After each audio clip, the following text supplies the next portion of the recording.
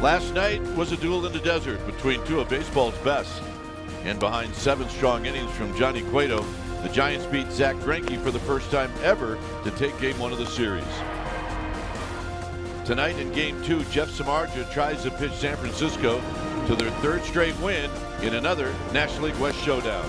Giants D-backs, and it's all coming up next.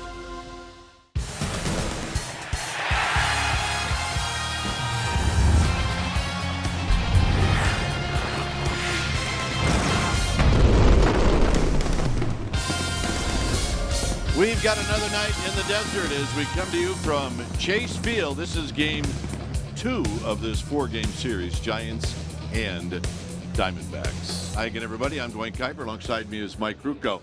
Well, the Giants signed Johnny Cueto in the offseason to be one of their aces, and he was last night. Jeff Samardzija was signed in the offseason, and he has pitched well. So Shelby Miller, acquired by Arizona in the offseason, should be a good matchup. Well, Jeff Samardzija and Shelby Miller share one thing in common. Neither one has ever won a game here at Chase Field. Wow. But with Jeff Samardzija, and he's such a different guy than he was 2 years ago when he pitched in this ballpark, because now he's in command of 4 pitches. And the cutter that he has just been a dominant pitch. He's coming into this game with a lot of confidence. And so is the Giants' offense. They've been looking for confidence the last week, and they really found it in last night's ball game against an ace, Zach Greinke. They hope to keep that same intensity in this level against Shelby Miller. All right, should be a good ball game here at Chase Field.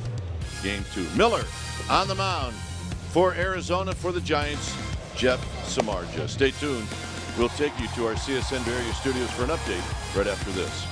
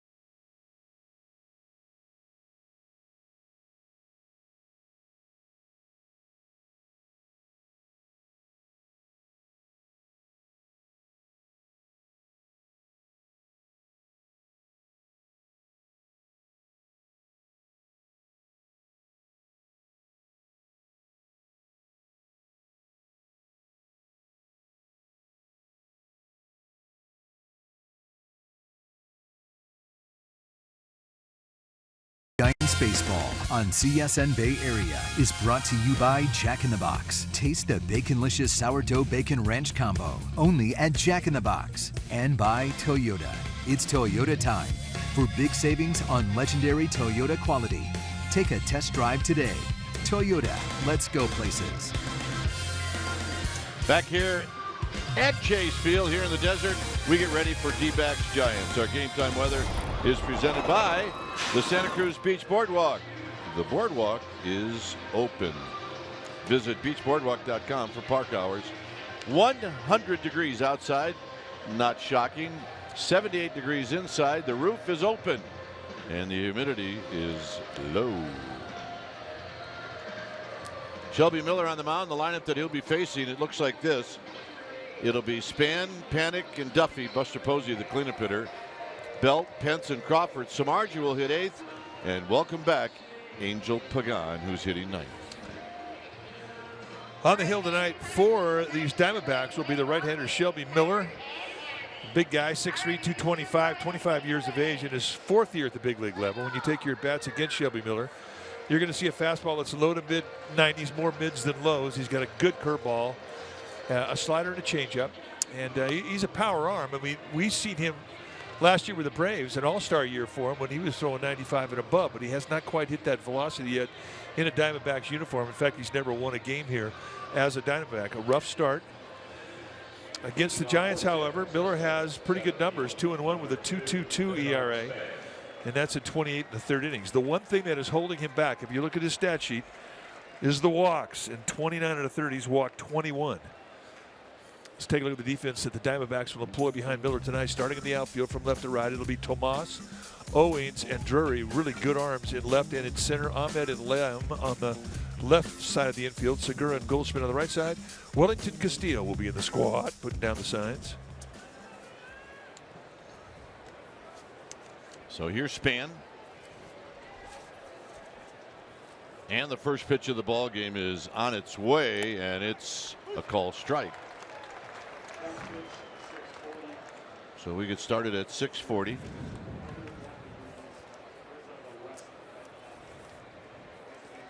Span last night went 2 for 5 as he drives this one into center field. Owens on the move, still on the move, and he tracks it down way out into left center field, and that's how this game gets started. All right, time now for our Nissan keys to the game. What do you say we welcome back Angel Pagan, the hottest Giant in the month of April and early into May before he injured his hamstring. They need to get his bat going. When he's on, you'll see him hit the ball all over the field. And no 90-foot mistakes. In this ballpark, it is so offensive. You cannot walk people. You have to play clean defense, and those are our Nissan keys to the game. Here's Joe Panic. And Panic takes a strike, hitting 246. Had a big 2-run home run in the game last night off of Zach Greinke, and that was his 4th home run of the season.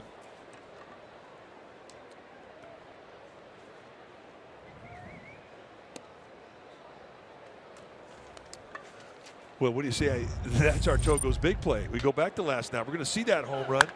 2-run homer on a first pitch high fastball that he just smoked out of here off Zach Greinke. That made it a 4-1 ball game, and the Giants would never look back. Fouls this one back and out of play.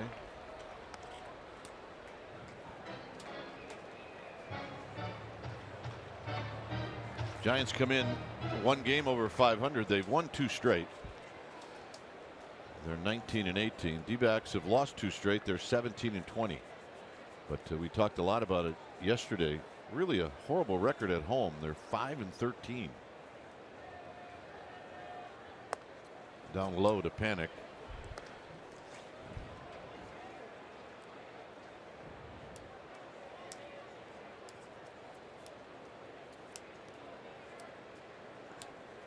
On deck is Matt Duffy.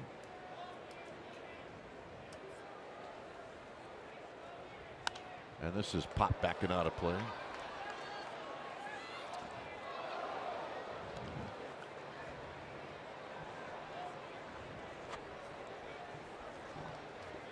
The series history between the D-backs and the Giants, it really has favored the road team. If you look back the last 26 26 games, the road team has gone 21-5.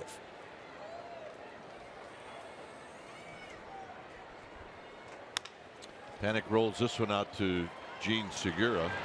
2 outs.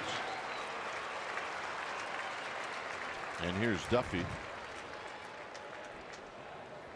Third baseman, number 5, Matt Duffy.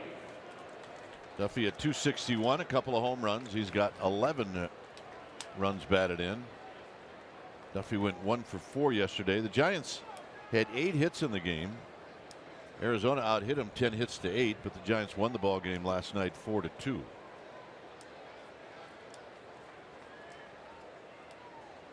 Here's Duffy, who takes a strike. Duffy's had 3 lifetime hits against Shelby Miller and 6 at bats.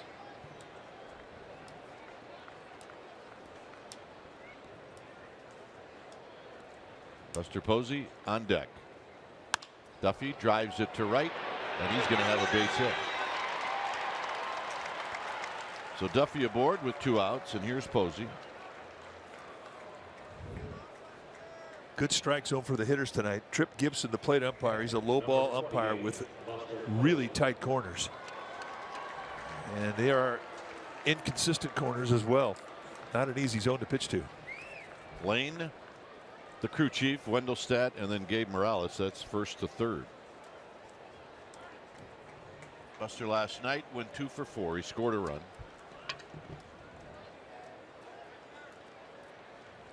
Just underway here at Chase Field. Glad you joined us.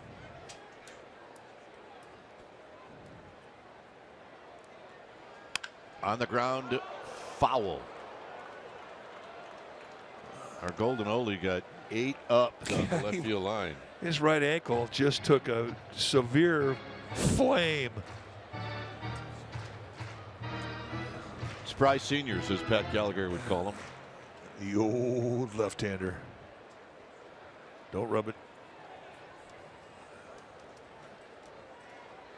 Posey jumping on the first pitch. It snowballs and a strike.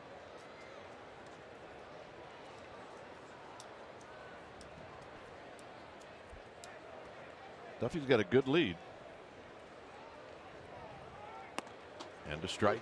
It's 0-2.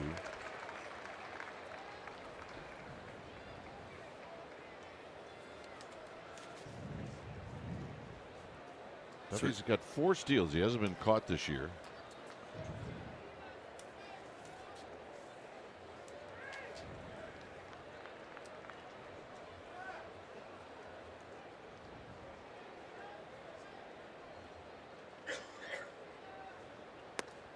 Low and away. Good take. That's a great pitch. And you're right. A good take. That location really took out the legs of Buster Posey. And it did not miss the zone by very much.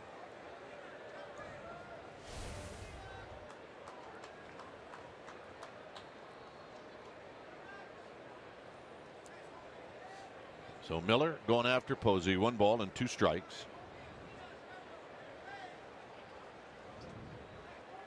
Foul back.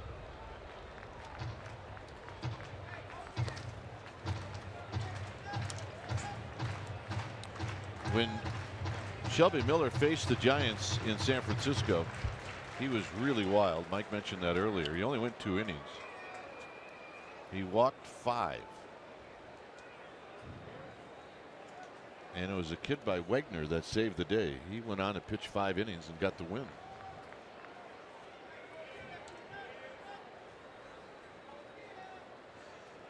Duffy back. Miller can be very deliberate out of the stretch position. You see the line back in April 21st. There's the 5 walks. I mean, nobody hit him, but he just couldn't throw a strike.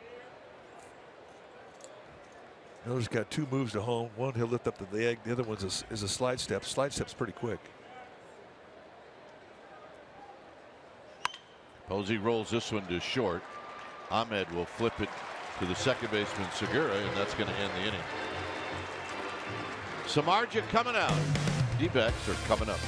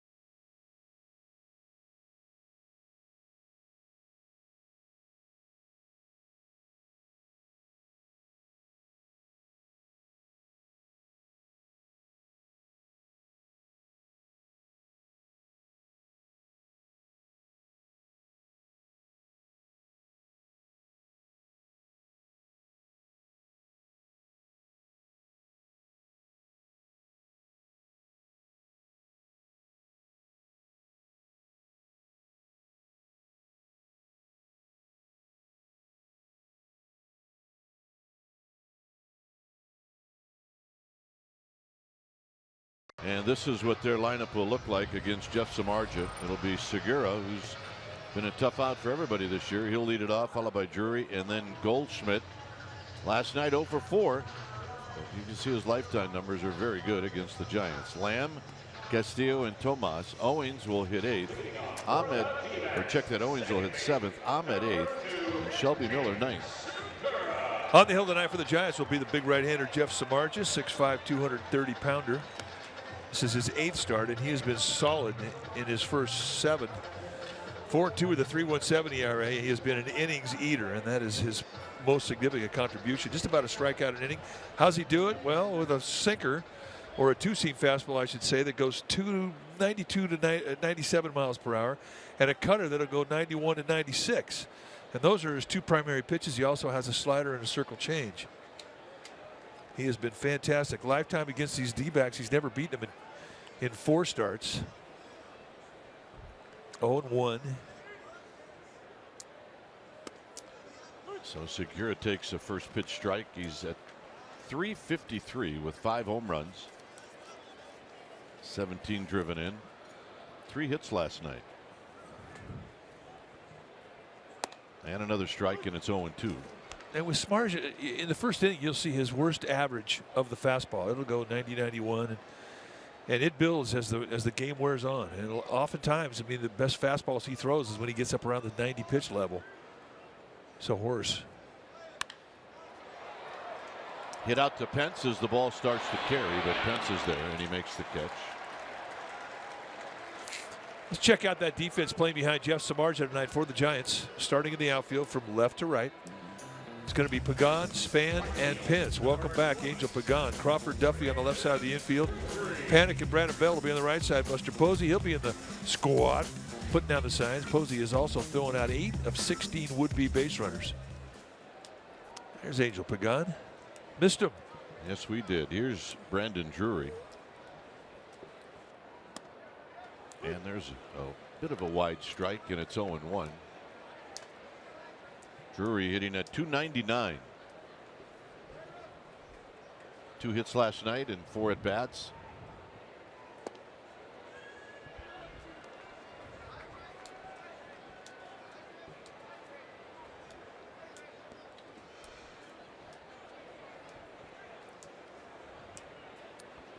Paul Goldschmidt is on deck. And that's rolled foul. 1-2.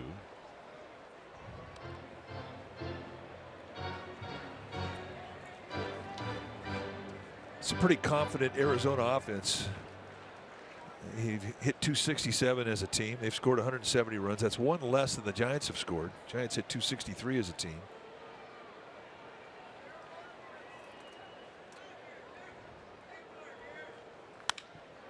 And a base hit, even though Belt was playing way off the line. Drury sneaks it to the right side, and here's Goldschmidt. First baseman, number 44, Paul Goldschmidt.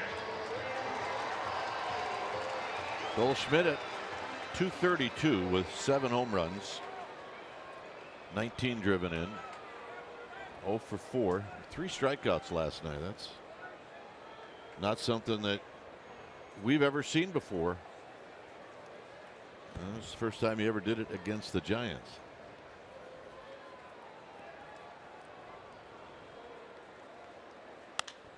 And he pops the first pitch up.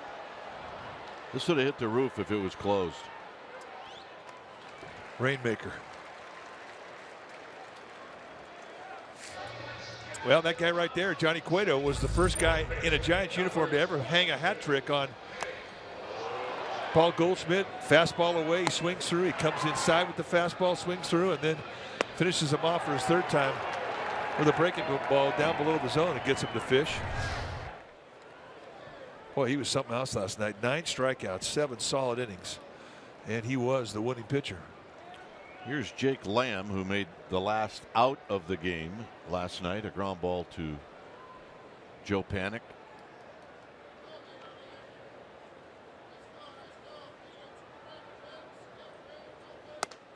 We did the interviewed Joe after the game, and I don't even think he noticed that. He said, well, you know, on that last ground ball, you just don't panic.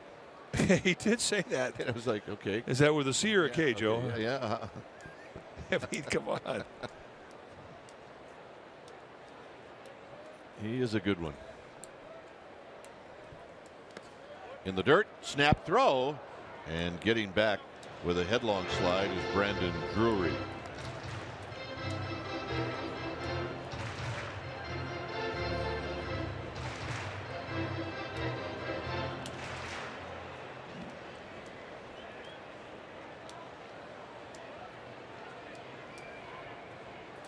Two outs. Drury at first.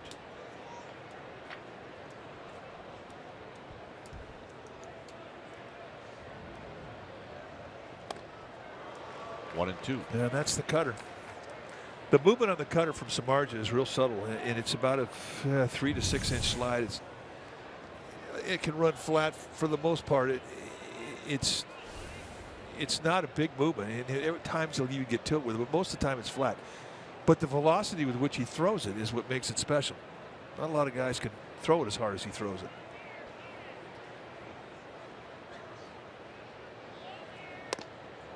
Up and in.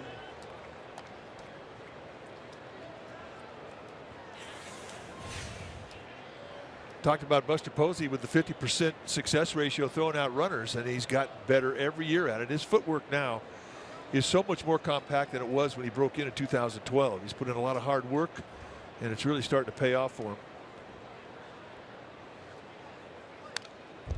And Lamb fights off a good pitch. 2 balls, 2 strikes. Lamb, at least during the regular season, he may have faced Samardzija during spring training, but he's never faced them in a regular season game. Only Segura, Goldschmidt, and Owings have faced Samardzija.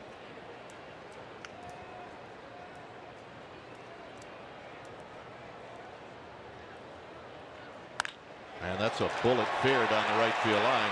We'll see if Hunter Pence can dig it out. He does. He does a great job. And now the ball goes by Panic and Belt, but it doesn't matter. Second and third, 2 outs. That was a heck of a play to get that ball back in as quickly as he did. And if you're Matt Williams, I mean, you have to assume that that cutoff man is going to get hit. This is a bullet. With 2 outs, you're figuring the guy's going to get a good jump. Drury's got good speed at first base. And watch the dig. Good footwork. Right there, Matt Williams puts the brakes on Drury, which you kind of have to do, assuming that that ball was going to get cut off. If he would have sent him in that it wasn't cut off, he probably would have scored. So here's Wellington Castillo. Castillo last night 1 for 4. And the pitch is wide, 1-0.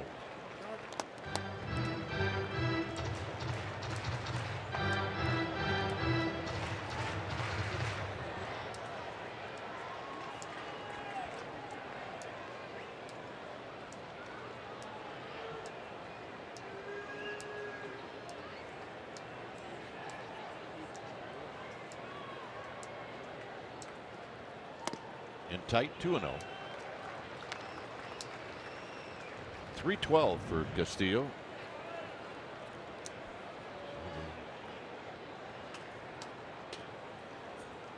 Diamondbacks found a good one in Castillo as he started out his career with the Cubs.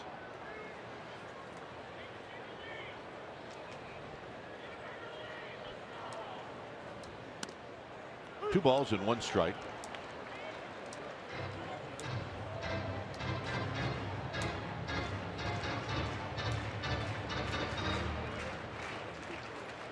D-backs against the National League West are 10-10. The Giants against the National League West are 11-11.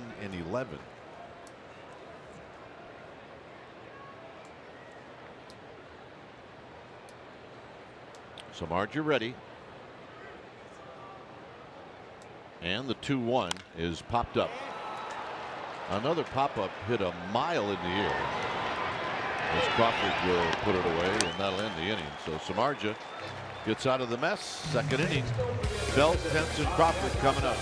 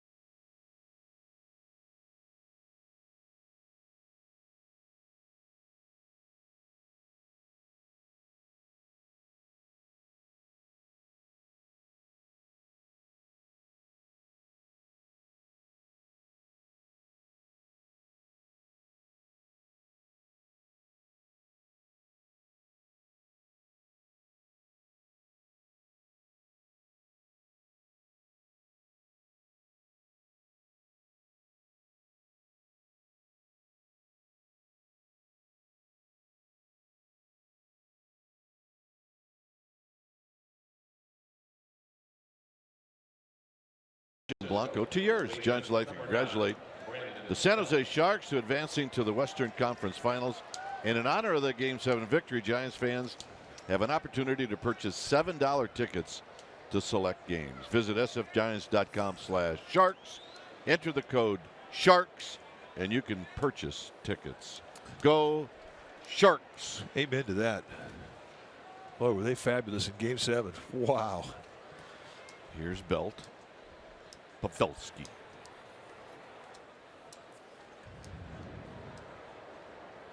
Belt with the overshift, swings and fouls it into the glove of Castillo. Belt, Pence, and Crawford. Do I have this right? Belt against Miller, 1 for 16. Yeah, 1 for 16, 5 strikeouts.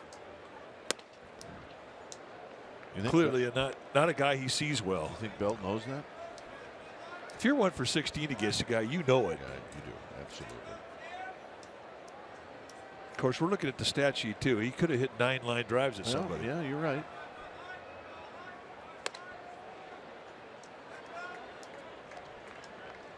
Beautiful night. Last night was gorgeous. We got a duplicate tonight. Oh, absolute ideal conditions. A very fast infield. Matt Duffy says the fastest one in the big leagues that he's played on. Belt rolls this one, and it's going to be Gene Segura who throw him out. Here's our Geico code. It comes from Patrick Marleau of the Sharks on advancing to the Western Conference Finals. We want to win the Cup. We haven't done that yet. There's a lot of work to do. Absolutely. Why wouldn't you? Should be on Patrick Marleau's bucket list, don't you think? Yeah, absolutely. He needs to be a champion. He's had a great career. So does Joe Thornton.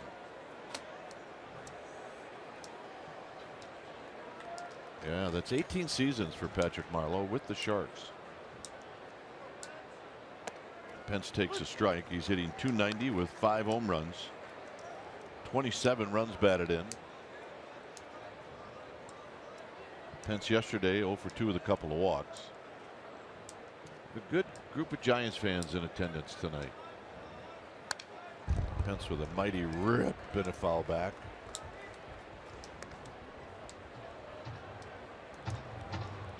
Well, brought their gloves.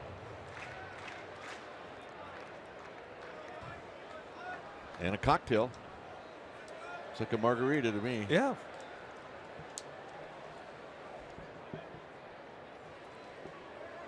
Look out.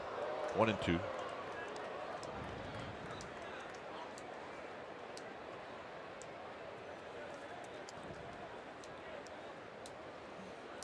A lot of control problems, and mainly for Shelby Miller, it's been control problems with the fastball, and he's almost quit throwing the 2-seam fastball. Wrapped into center field, and that's going to be a base hit.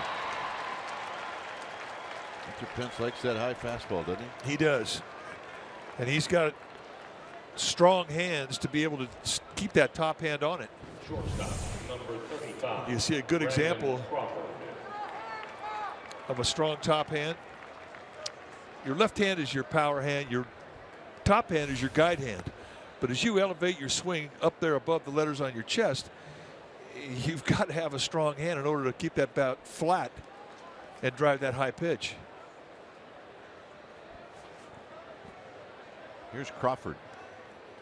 Crawford right at 250.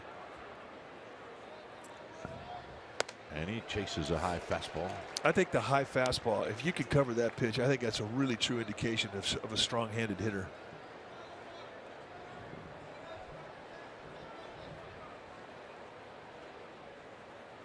Jeff Samardzija is on deck. Crawford took an 0 for 4 last night. He did hit the ball hard a couple of times.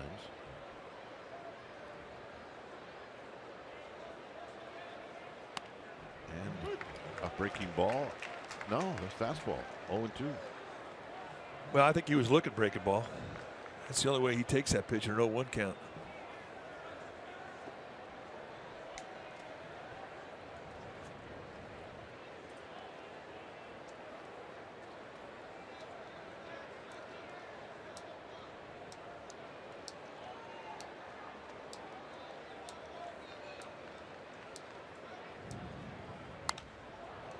Out of play. I mean, it looks so odd when you see a hitter up there. You assume that guy's looking for a fastball. Then he gets a fastball right down the dish in a 1-0 or any count.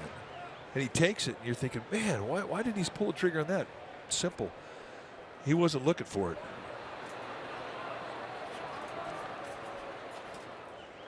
Big league hitters study patterns, what guys will throw at certain counts, and they'll guess. Crawford fouls it back. They'll guess pitch, they'll guess location, speed. A lot of guys look for different things, but when they lock into it, I mean, the really good hitters are disciplined to what they're looking for.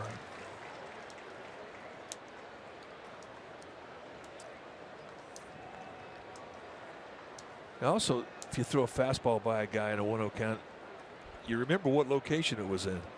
If you throw that thing away, he takes it. He may have been looking fastball, but he was looking in.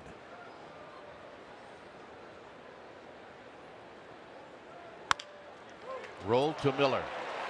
That's one and a pair.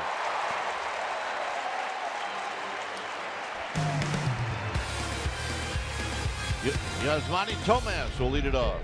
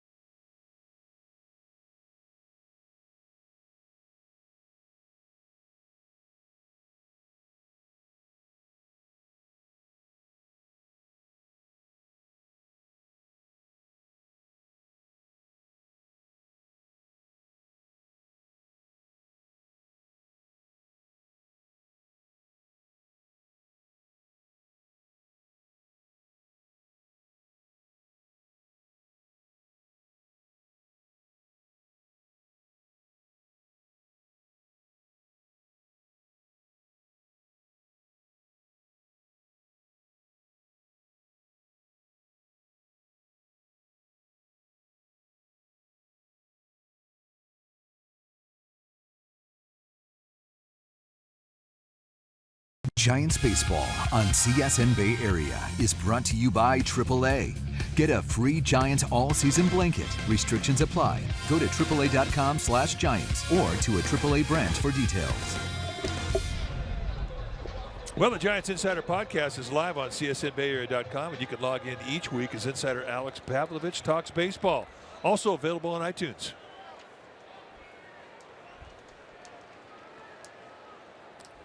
Good look at the desert. Grandpa and Grandma are back. They were fired up last night. Yep. I wonder what that guy did in the offseason. His season's December. Here's Yasmani Tomas facing Jeff Samardzija. And a strike, and it's 0-1. 307 for Tomas, 5 home runs, 14 driven in.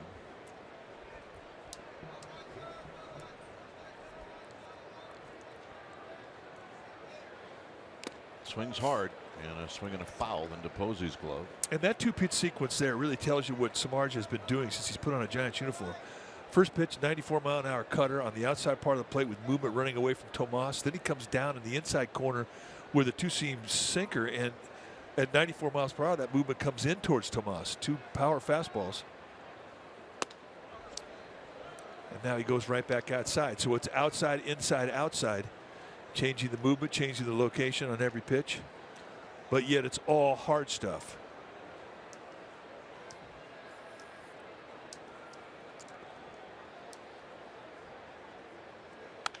Out of play, upper deck.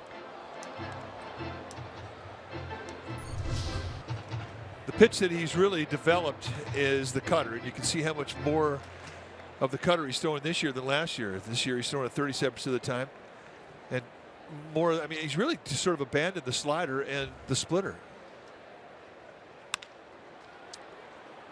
Crawford will glove this and throw. You know, you knew that when he got to San Francisco, he was going to make some changes in the stuff that he throws. And David Getty has convinced him that, you know, stay with the power pitches, the cutter and the sinker. And boy, have we seen some incredible progress in how he gets people out. And he gets a lot of quick outs in under 3 pitches. Here's Owens. Owens takes a strike, hitting at 267.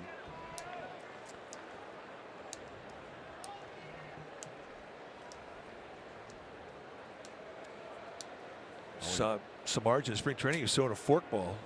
Now he's throwing a circle change. It's the easier pitch for him to control. Big bouncer over Duffy, and that'll be a base hit. So Owens catches a break, and that'll bring up Nick Ahmed. That really is a Chase Field base hit. We talk about how fast this infield is, and it really is hard. They have Duffy playing even with a bag, respecting a bunt. That ball hits the ground, but it really has been pounded hard out in front of home plate, and it's going to get a high bounce. I mean, that becomes a Chase Field hit.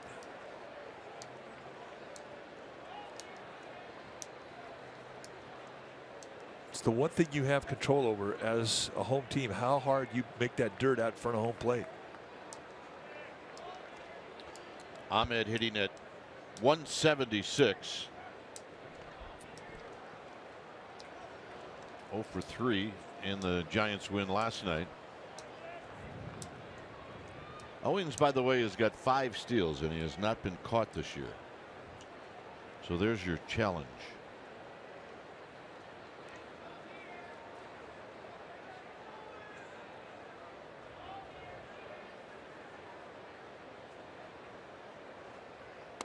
And a strike on the outside corner. I want to finish that point about the dirt out in front of home plate. Remember when they had Brandon Webb here, the power sinker baller for the D-backs, had the best sinker that we thought in the National League when he was here. He was just a great pitcher. But the nights that he would pitch here at Chase Field, it was like a sandbox out in front of home plate, really soft dirt. With the idea that if a guy took that sinker, hit it into the ground, it was going to hit that soft dirt, and it wasn't going to go anywhere. And likewise, if your pitcher's a fly ball type pitcher like a Matt Cain guy, and your opponent is a sinker baller, harden it up. And those are things that you can control as a home team.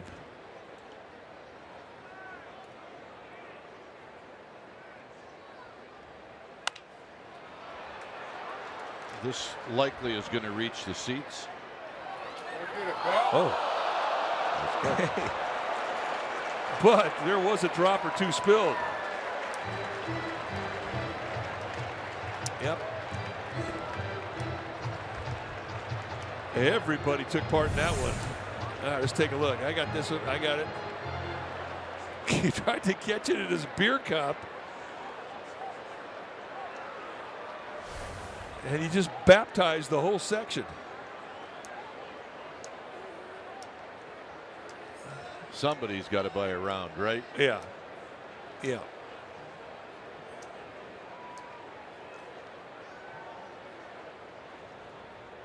And the 1-2. And there's a drive to right. And that's going to be a base hit. So first and third with Miller coming up.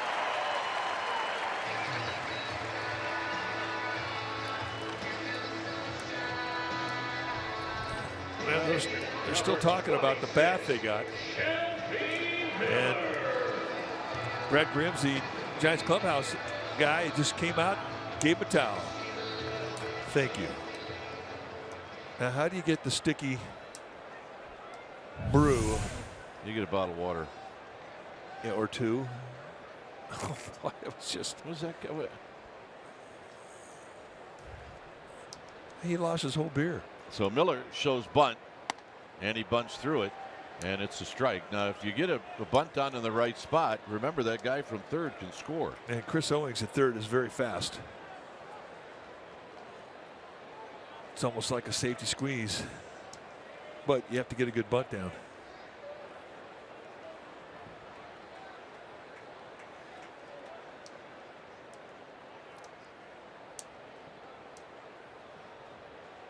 Look out. 1 ball and 1 strike.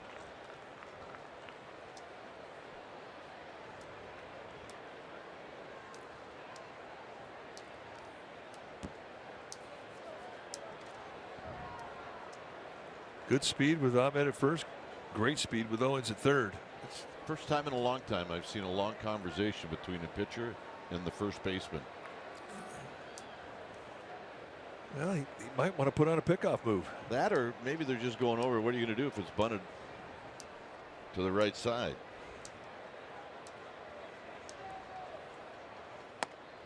One and two.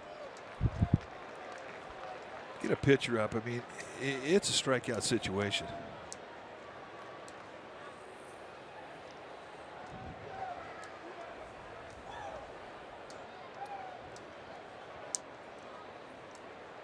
Early in the game, you want to stay out of the big inning. Guys, especially with sink like Samardzija has, he'll pitch for the ground ball, but not when a pitcher gets in that batter's box. You're trying to strike him out. Got him. Oh, like that. Well, you see that, and then I guess you second guess yourself for not asking him to bunt. Well, it's a bit of a gift. It's a big breaking ball. And we have not seen a high breaking ball or anything high above the belt called a strike. And I think that was Shelby Miller's point. He thought it was high. But as a pitcher, you don't argue. Here's Segura, who hit a fly ball to right to open up the bottom of the first. And he takes low.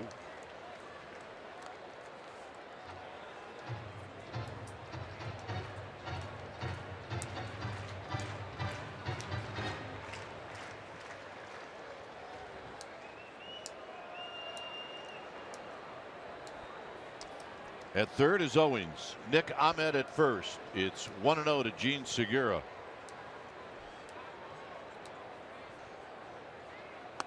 Two 2-0.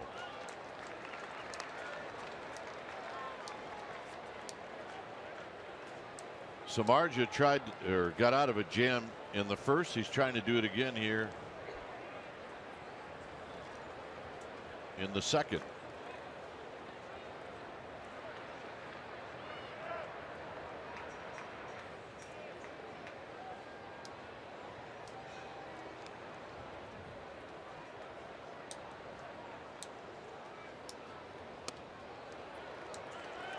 Three and 0.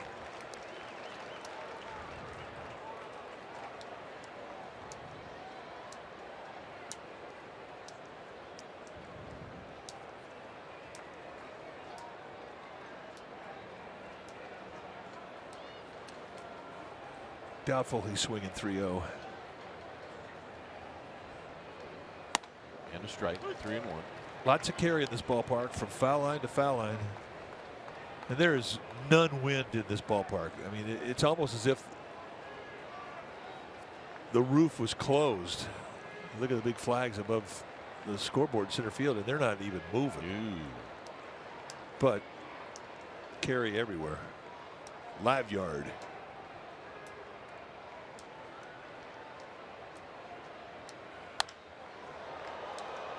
Whistled into the second level. It's 3-2. Yeah, he's reaching back right now. That had 96 on it. There's the flags you're talking about. And they haven't even budged.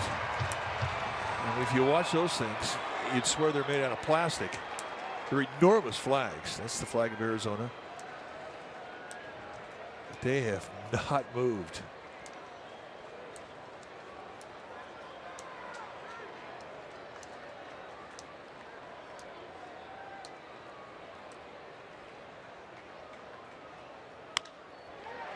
Duffy's got it. Spins. Throws.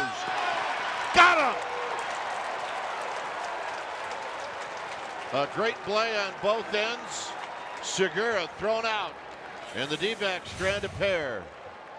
Boy, to his left, reaching across the backhand, and with speed from Segura, it's not even close. And a great dig on the backside from Belt. Wow.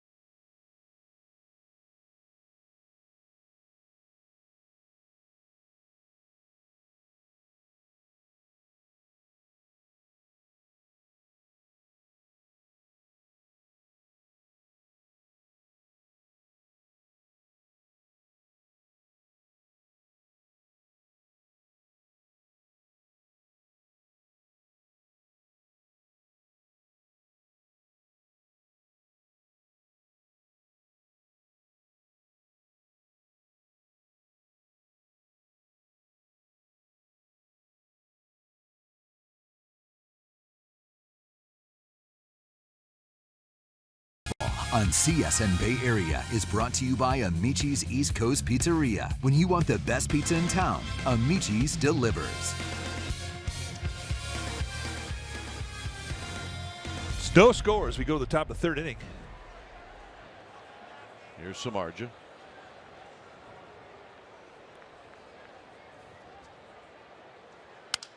Samardzija, center field. Owings coming in, and he'll make the catch. Time now for our forward right choice. We go back to Matt Duffy, how he ended things for Arizona. Just going to his backhand, and he knew he had to get to his feet quickly. And he hurried the throw a bit, threw low in the dirt. This is when you need a first baseman to pick you up. Gene Segura, good speed. He doesn't give you a lot of time. And big league plays on both ends of it. So that's our forward right choice. Here's Pagan. Angel Pagan hitting .315. 2 home runs, 13 driven in. And he takes one wide. He's 3 for 9 lifetime against Shelby Miller.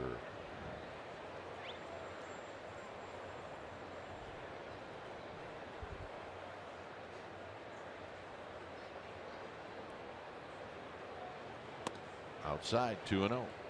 Denard Span on deck.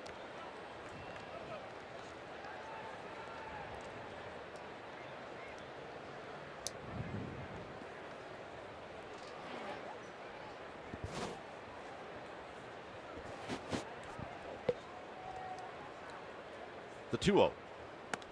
3-0.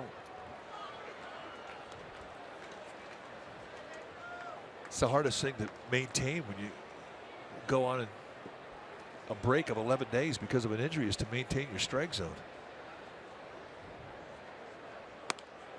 And a strike. I mean, the old saying is, you take one day off, not a problem. You take 2 days off, you know. You take 3 days off, the guy in the stands knows it. Well, you take 11 days off, you start to erode a little bit. And the walk. So that was an easy decision for Pagan. And that'll bring up Denard Span, who hit the ball well. Denard Span. In the first inning, he drove Owings all the way out to 413, only to have Owings catch it.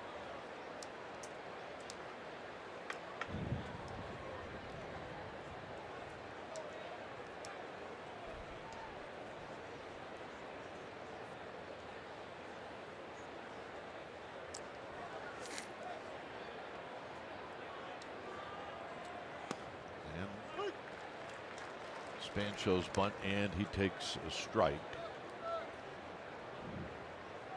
Cardinals and Dodgers tonight in L.A. St. Louis has scored a run in the first inning.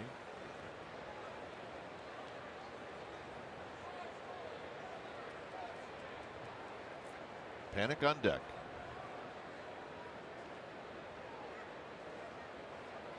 Pagan leaning.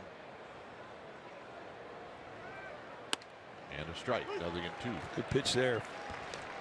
You see Shelby Miller, and you know, we've talked about the control problems he's had, and he really has had big time mechanical problems. And when you are messed up mechanically, you lose the big three. You lose velocity, you lose command, and you lose movement. I mean, his velocity last year averaged 94. That was average. This year it's a little over 92. I mean, he's healthy as can be, but mechanically he's just not cracking the whip to maximizing his arm velocity. And it really shows up in the speed of his pitches. Double play ball. And Shelby Miller gets his second double play ball of the night.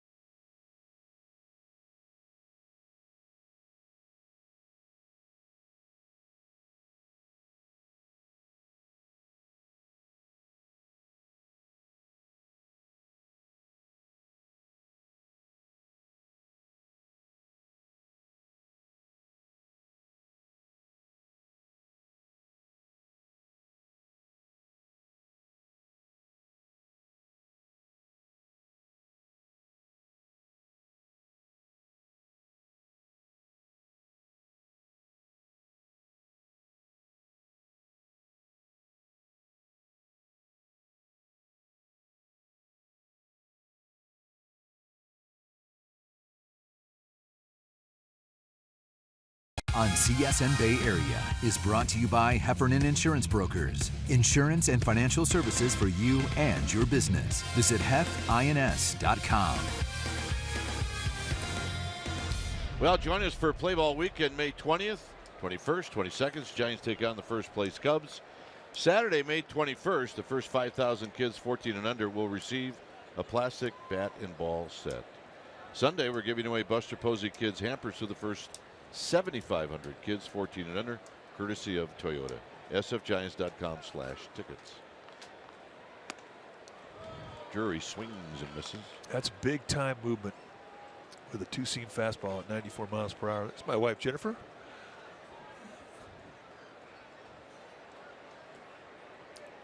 Marjorie Smith. Strike at the knees.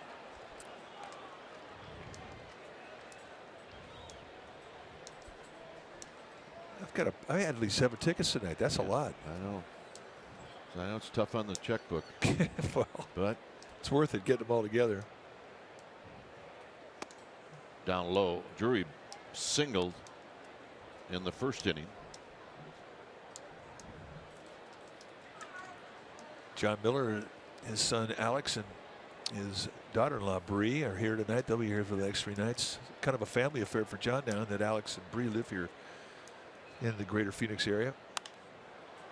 That's popped back and out of play. It seems like every time we come to watch the Giants play the Diamondbacks, you see a lot of family within the team. It's a great destination to bring your family. It's really a beautiful ballpark, very comfortable place to watch a game. And a lot of guys live here.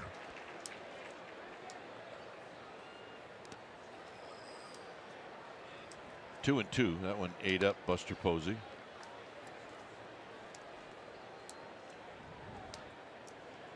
Although it is getting a little hot. Well, the last 2 days been in the hundreds. They might have actually said families, we'll meet you in San Diego. We have a lot of families. Giants have the first off day in a long time, Monday, prior to the 3-game series against the Padres. A lot of family coming down. Bounce to Duffy. Well, it's the first off day where they're not on a plane.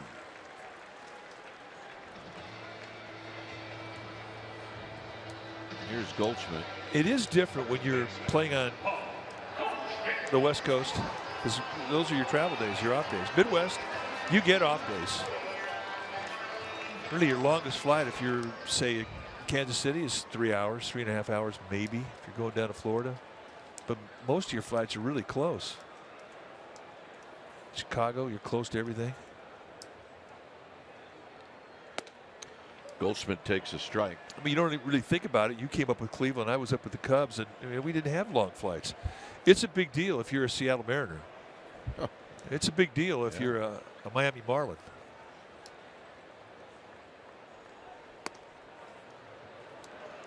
Giants log a lot of miles. The A's log a lot of miles.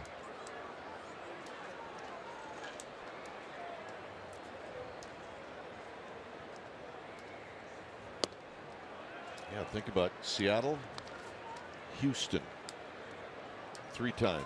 Yeah, Houston and Texas Rangers. Seattle Rangers, 3 times. We used to, in Cleveland, we used to complain, we got to go to Kansas City? It's an hour and 40. Really? I know. 2-1 pitch. Here it is to Goldschmidt. 2-2. 94-mile-an-hour cut. I mean, that's really what Samardzija's been doing. He's really been painting both sides of the plate with the cut and the sink. This is cut at 94. Just that little subtle 6-inch slide moving away from the right-handed hitter, but with pinpoint control.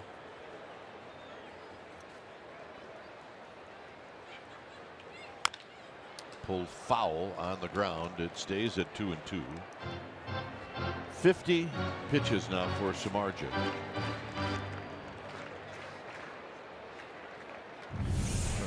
Now this is the last pitch. This is 2-seam movement running into the right-handed hitter. And you get that type of subtle movement at that type of velocity. That's a tough at bat. Got him. See ya. And that's what he did. He cut away. He sunk in. He went back out away with cut, and he gets the strikeout. And again, a little movement running away from Goldschmidt, rather, I beg your pardon, and he just swings through the 94. I mean, that has been the genius of Samardzija since he's put on a Giants uniform. There aren't many guys in the league that feature what Samardzija features.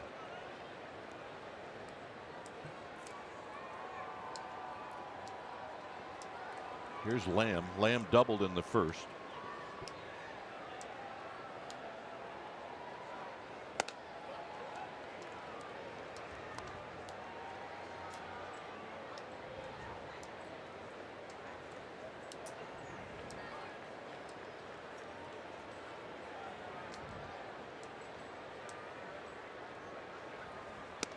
In tight. And they're going to say he went around. Gabe Morales, third base umpire tonight. What a great call that was. You like that one? Well, I think if you're a Giants fan, you have to like that one. Jake Lamb did not look that enthusiastic about the call. Hit on the ground to Belt, and Belt's going to go to the bag. And Samardzija with a nice inning. Coming up for the Giants, it'll be Panic, Duffy, and Posey. It's 0-0.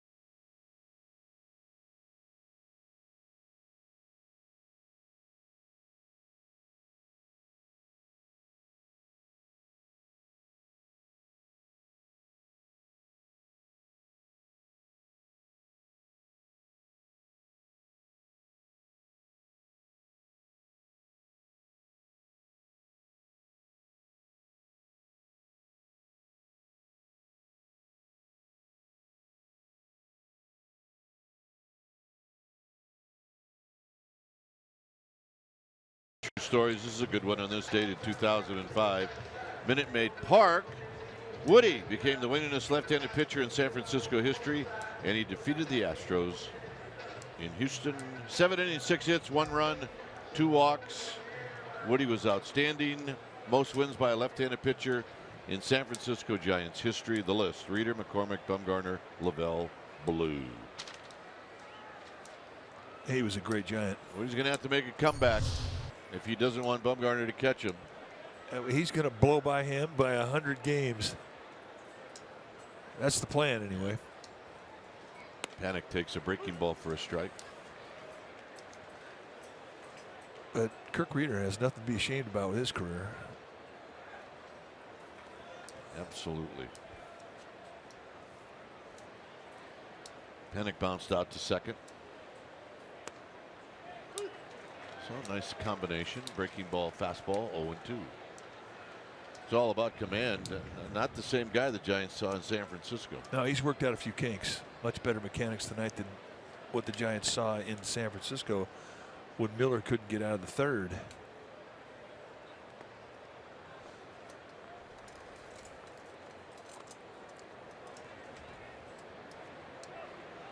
Miller with 40 pitches.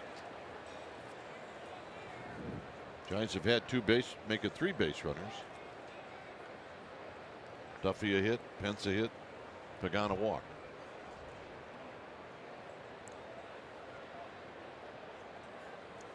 Ooh, right back up the middle in a base hit.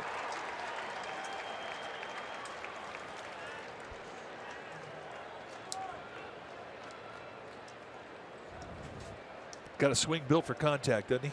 Yes, he does. Nice flat swing. Take a look at how quick he goes from the hand position in a set to the ball. Very, very small load. And it's just all about balance. I mean, there's not a lot of stride, headed very still in his swing. Body stays between the feet. Here's Duffy. Duffy singled in the first.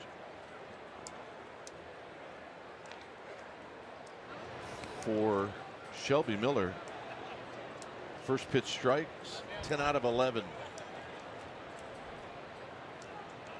Pretty good. Well, and those are things that are talked about too in the Giants dugout. I mean, you see a guy with a ratio like that allows you to be a little more aggressive on a first pitch. Like that, and a double play ball. 6 for 3. That's the third one the Giants have hit into.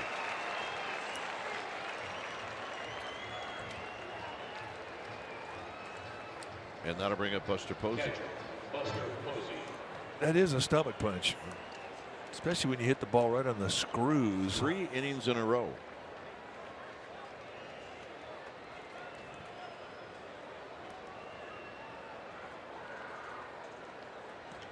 Posey bounced out to short to end the first inning.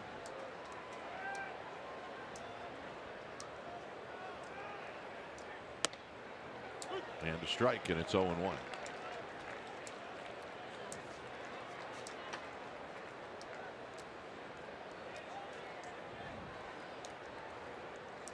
Belt on deck.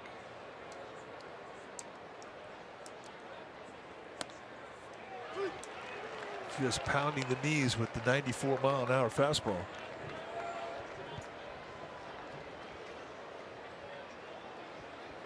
Buster Posey not happy with that call from Trip Gibson, the plate umpire.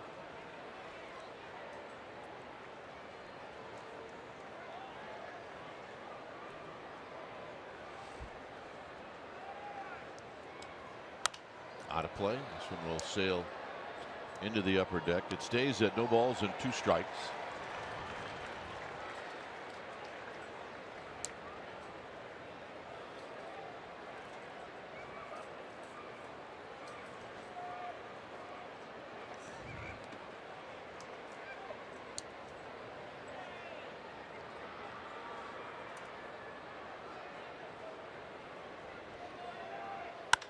Posey wraps one into the gap. Anybody there? Moving over his jewelry, and he'll make the catch, and that'll end the inning.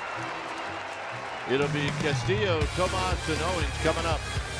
At this time, we ask that you turn your attention to DBTV.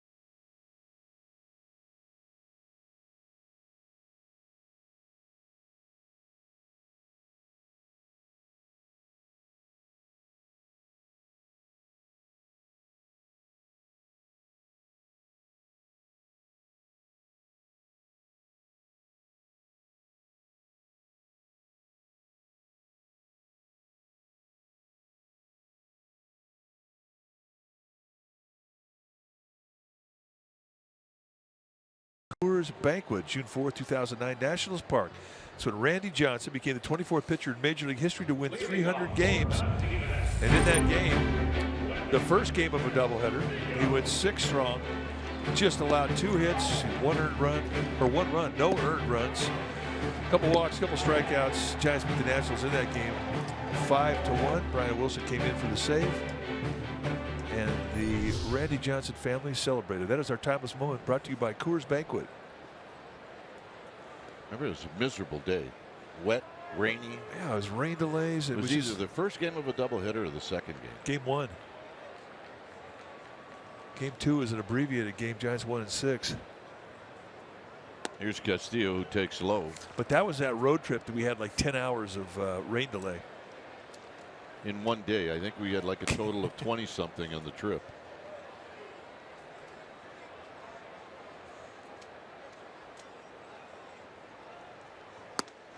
And a strike to even the count.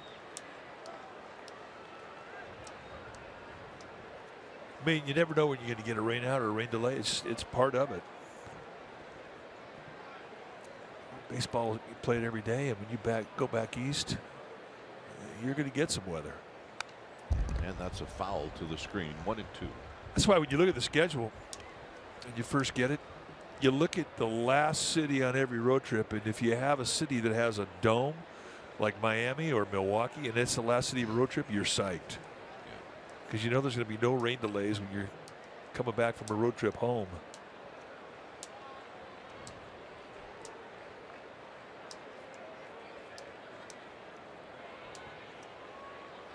And the 1-2. Got him. Ooh. Front door slider, and I mean a beaut.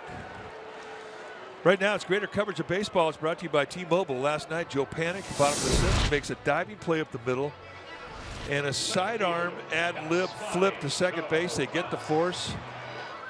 And afterwards, we asked him about it, and he really couldn't explain it.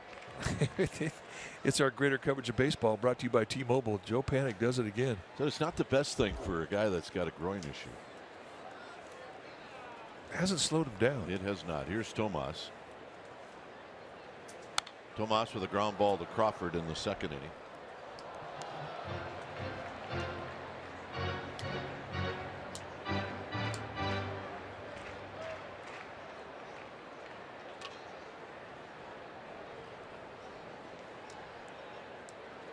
On deck is Chris Owens.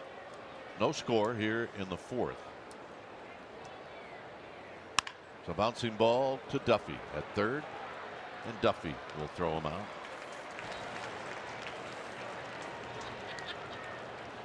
And here's Owens, who singled in the second.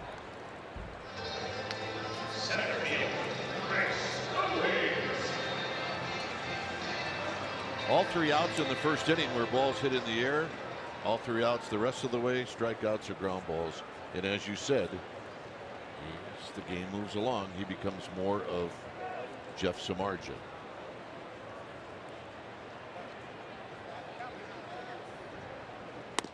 Outside, 1-0. Well, the other thing too is, I mean, he gets late finish on all of his pitches, which takes the ball off the fat part of the bat. I mean, he gets a lot of balls hit off the end of the bat, a lot of balls that go up the bat. And if you're playing third base with that sink he's got to right-handed hitters, you better be on your toes.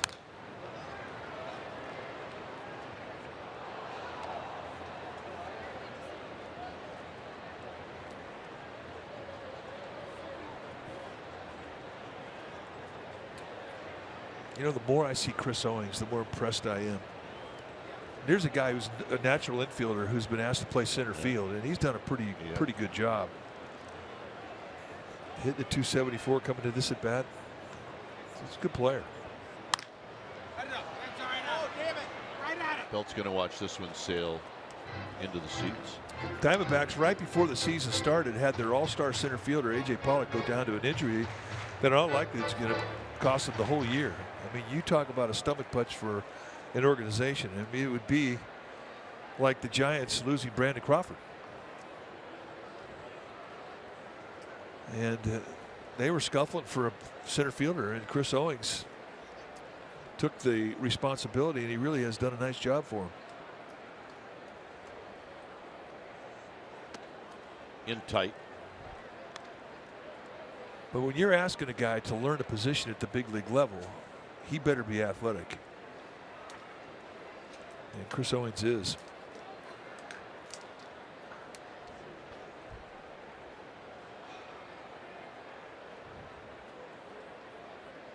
Two pitch, here it is, and it's a full count. Greatest I ever saw that, I think, was Craig Biggio, who came up as a catcher with great speed. He was an all-star Gold Glover and catcher at the catching position, and they asked him to go out to second base because they wanted to save his legs. He became a Gold Glover at second base, and at the end of his career, he went out to center field. They put guys like that into the Hall of Fame. Yes, they do. Deservedly.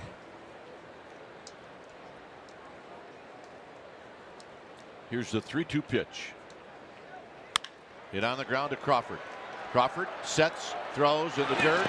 Not in time. He could not have gotten rid of it any quicker than that.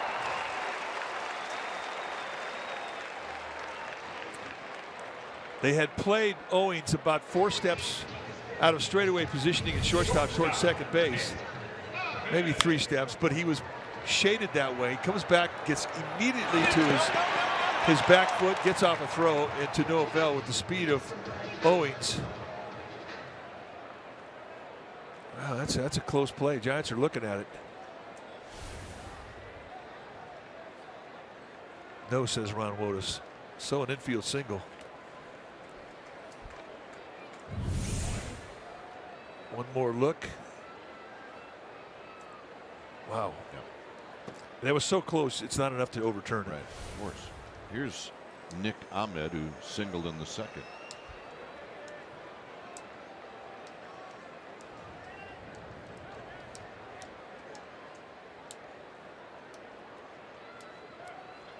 Do you remember a guy by the name of Mickey Stanley? Absolutely.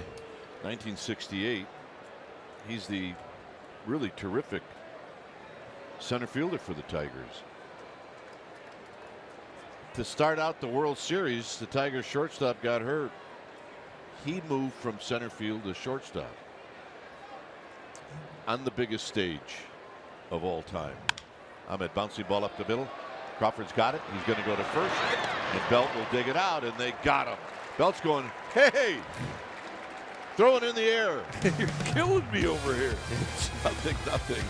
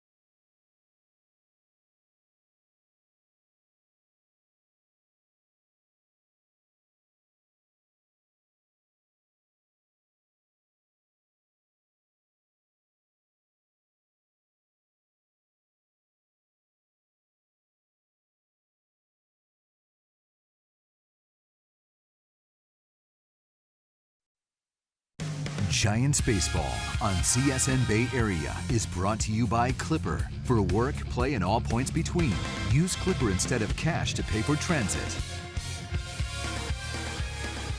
Well, Friday, May 20th kicks off our first Orange Friday. Happy Hour presented by Lagunitas. Check out on sfgiants.com/special events what you're going to get with your special event ticket. And remember, you need that ticket to get all the goodies. Foreverland, the electrifying tribute to Michael Jackson. Here's Belt, no score, 5th inning. And Belt takes inside for a ball, 1-0. Belt, Pence, and Crawford. You look at Belt, he's 6'5", and he gets right on top of the plate. You're thinking, I can get in there, I can jam this guy. Out of play. It's almost like he dares you to come in there.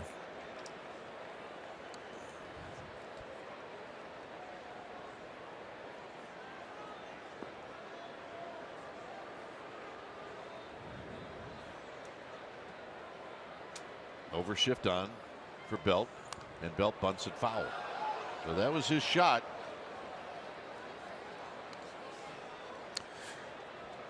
Well, I think it's a good play in certain ballparks to start off an inning for him. I don't think it's a good play in this ballpark because it's so home run happy, and he's got great power.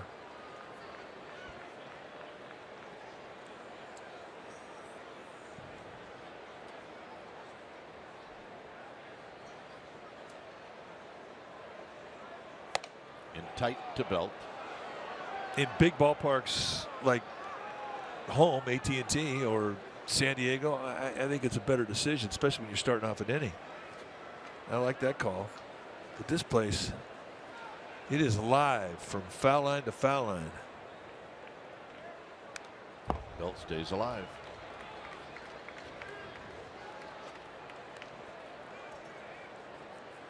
I just think Belt does it not only to get a hit, but also maybe to stop teams from doing it because it ticks them off. It does tick him off.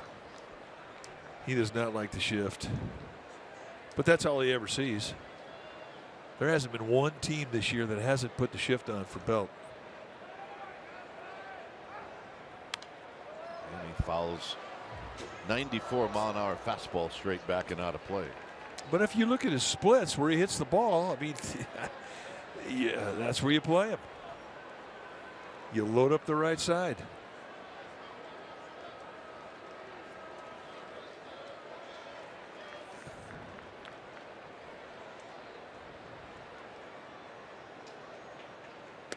Well, they do want to eventually get into the inside part of the plate to Belt, and that time Miller missed. So now it's 3-2.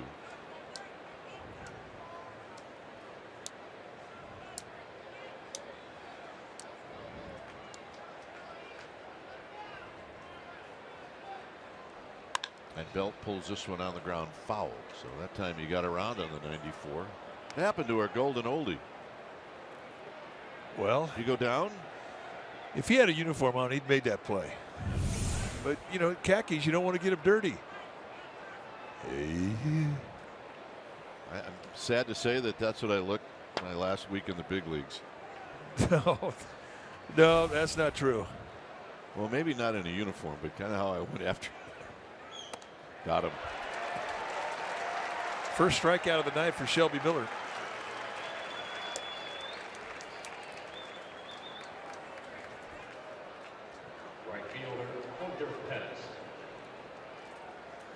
Here's Pence. Pence singled. He's got one of the 3 hits for the Giants.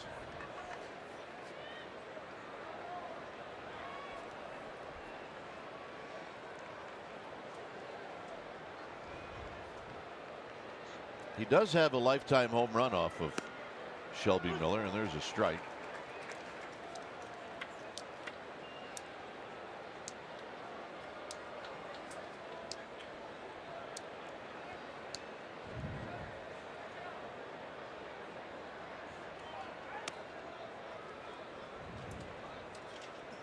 Now, Miller's had 3 double plays turned in this game, so that's always going to help your pitch count.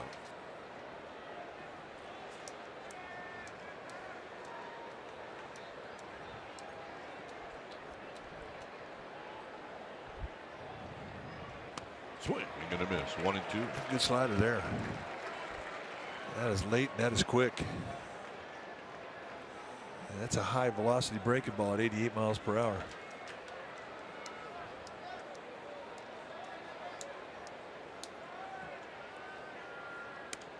Look out.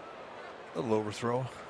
Kind of flew that front shoulder out, trying to add on to the fastball in a 2-strike count. Diamondbacks have to be pretty thrilled with Shelby Miller's performance tonight. Yes. This is what they've been waiting for.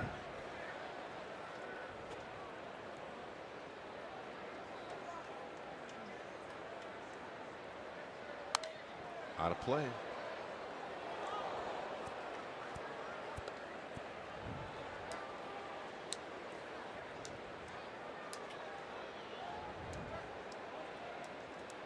Crawford on deck. It's 2-2 to Brandon Belt.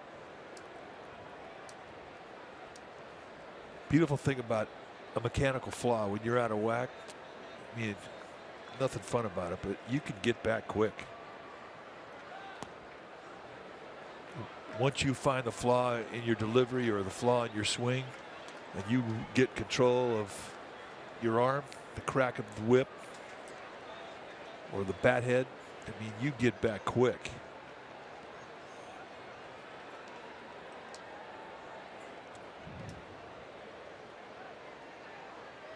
Got him. Well, Western Conference Finals, Sharks taking on the Blues, Game 1. That coverage begins Sunday at 4 p.m. right on NBC Sports Network. And immediately following the game, Sharks Playoff Central on CSN California. Don't miss a moment on NBC Sports Network and CSN. And once again, from all of us in the Giants organization, we wish the Sharks all the best. They have thrilled the Bay Area all season long. Pavelski. Here's Crawford. You're a cheesehead. So's he. Crawford on the ground. Foul. Billy Hayes knocks it down. No balls and 1 strike. There's Billy.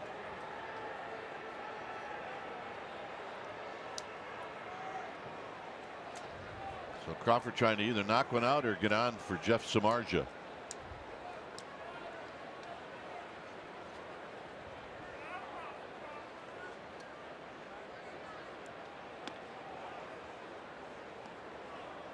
Crawford hit into a 1-6-3 double play back in the 2nd inning. We're in the 5th.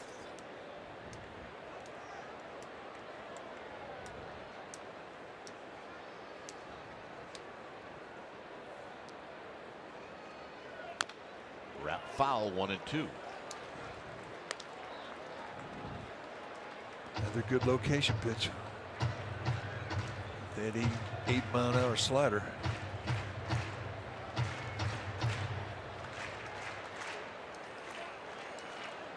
Both pitchers really in nice rhythm right now. Very high.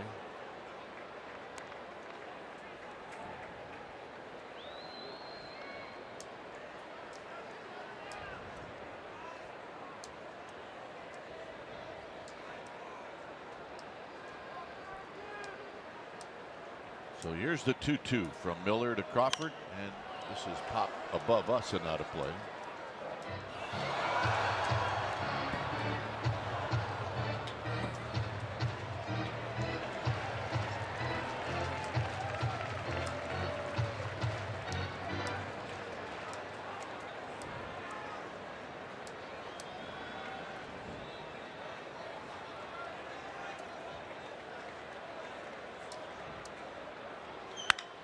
Hammered into center field. Owens on the move, still on the move, and it's off the very top of the wall. And Crawford's going to trot into second with a double. Yeah, they kept going up top. And the thing about going up top, if you're going to go up top, you got to get them across the letters. If you drop it down a little bit lower, it's right at the top of the strike zone.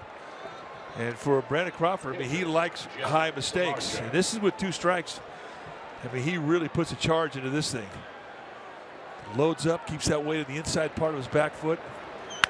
Head stays still and watch this thing backspin high off the wall. Really a nice play here from Brandon Drury, who comes over from right field to back that play up. It's really a great tip for all you young outfielders. Back up plays. If Drury's not there, that's an easy triple, maybe more. Here's Samardzija. And he takes low. 1 ball and no strikes. Samardzija can hit, and he's got power. Really not a whole lot athletically that he can't do. So he's got the open stance.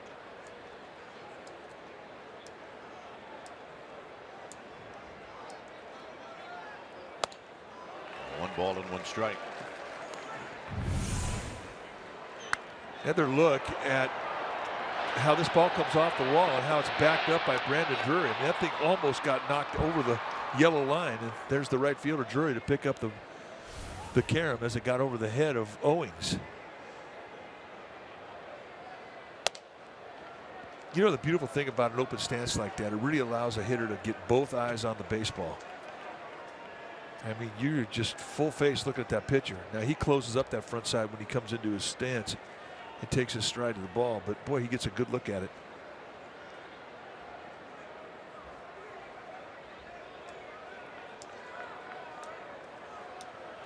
Here's the 2-1. 2-2. There's a stretch where a lot of guys use the open stance. Yeah, I mean, in our generation, it was common.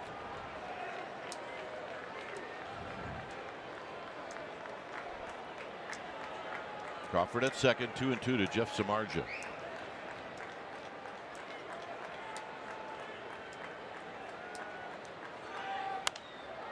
And this is popped again above us.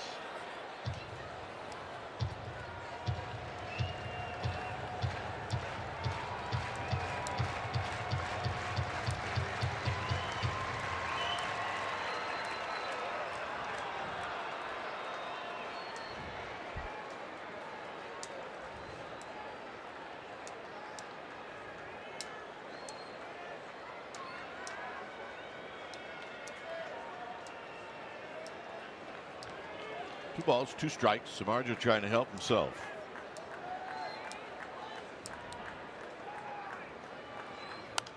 And this pop-up is going to be in the seats. Steele's going to go out and have a word.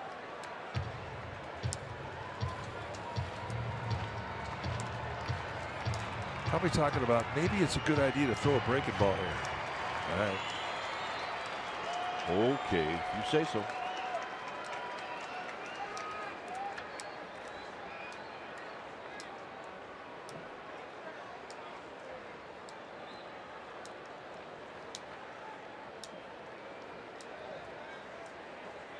Pagan is on deck.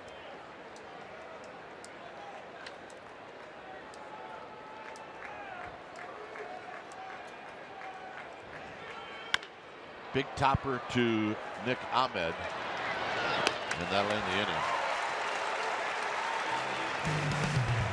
Miller's going to lead things off. It's 0-0.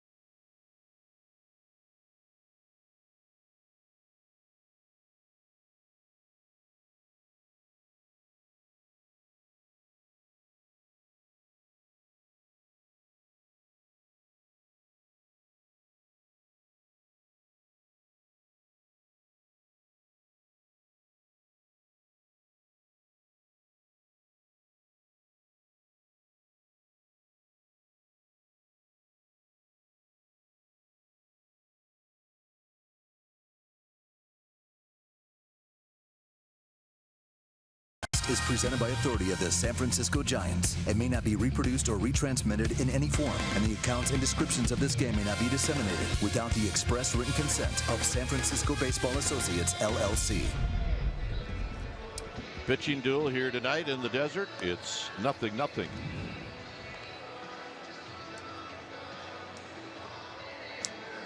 Oh yeah, they've got their Giants colors on. A lot of Giants fans here in Arizona. Always has been that way. A nice Friday night crowd here at Chase Field. Miller struck out looking in the second. Samardzija's got 3 strikeouts. He hasn't walked anybody. He's pitched a couple of clean innings after pitching out of 2 jams, one in the first, one in the second. His pitch count is going to be higher than Miller's, as this is over by the seats and out of play. And that's because Miller has had the benefit of 3 double plays.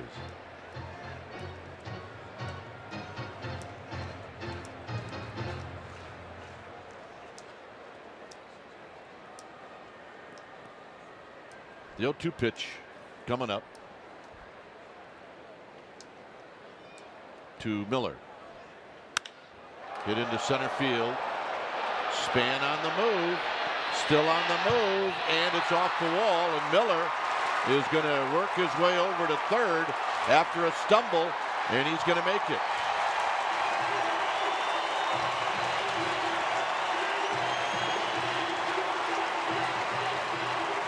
That's his second hit of the season. And a high fastball, and Shelby Miller says, I got some pop too. And it's a long way out there to center field. And Denard Span had been playing him shallow. And he was not really respecting that he could hit a ball over his head, and that's exactly what Shelby Miller does. So the Giants will play the infield back, except at the corners. Here's where he stumbled. Yeah, right about here, he's leaking oil. He's thinking, I don't know if it was a good idea. I tried to go for 3. And the high fastball, 1-0. And that's the first time he's ever done it.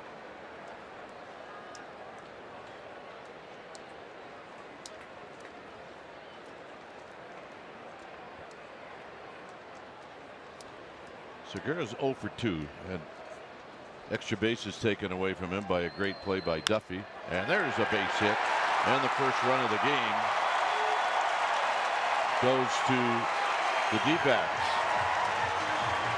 Samardzija took a long look at Segura as he was running down the line. Well, I just don't think he thought he was going to be able to lean out and hit that. Well, it's not a hanger. I mean, that's a tight little slider. That's knee high in the outside corner. And Samardzija's thinking, how'd you hit that thing? You make a pitch like that, you're not expecting a guy to square it up. Here's Drury. Shelby Miller's first big league triple. I was 0 for 13 for triples. At bats or years? 0 for 13 years. Yeah. That's right. You dropped anchor on a lot of those at second. I don't know about that.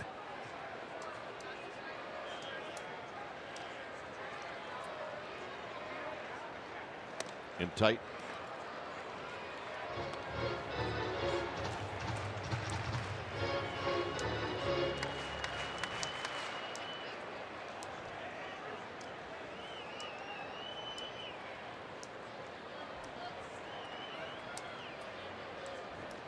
Drury 1 for 2, singled in the first and then bounced out to Duffy, and here he swings and fouls it back.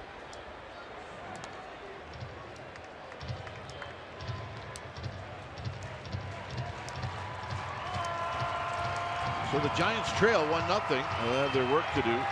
Shelby Miller's been good. Samardzija about to throw pitch number 75.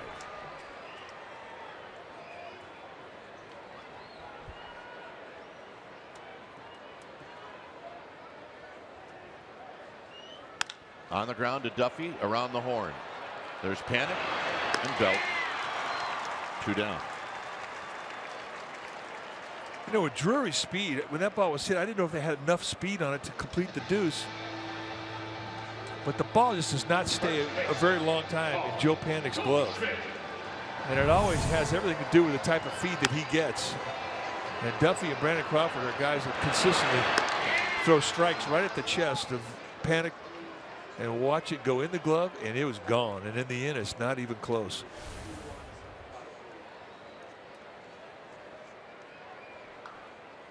Goldschmidt takes a strike.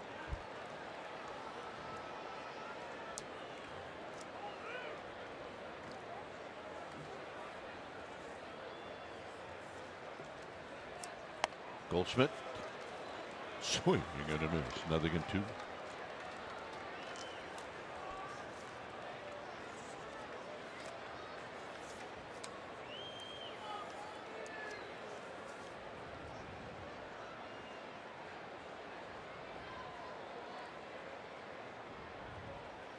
On the ground to Crawford, and Crawford will throw him out, and that'll end the inning. D-backs score first. 6th inning coming up. 1-0 Arizona.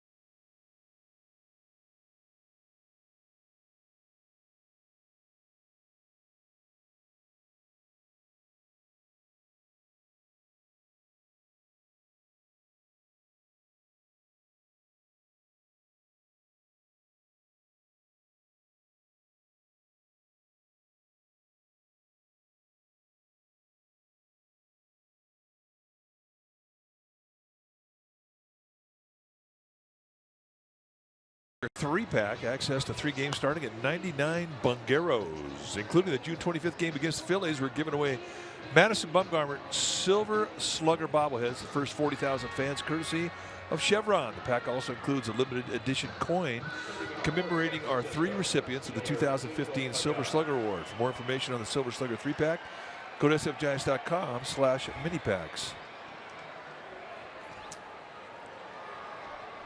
Some of our good Giants fans in attendance tonight as Angel Pagan is going to lead things off. Pagan drew a walk in the 3rd.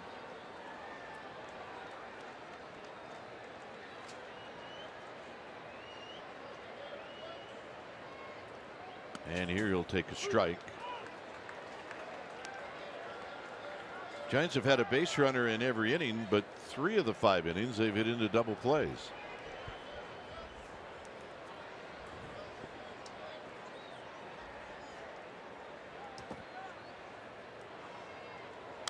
And there's a foul off the screen. It's 0-2.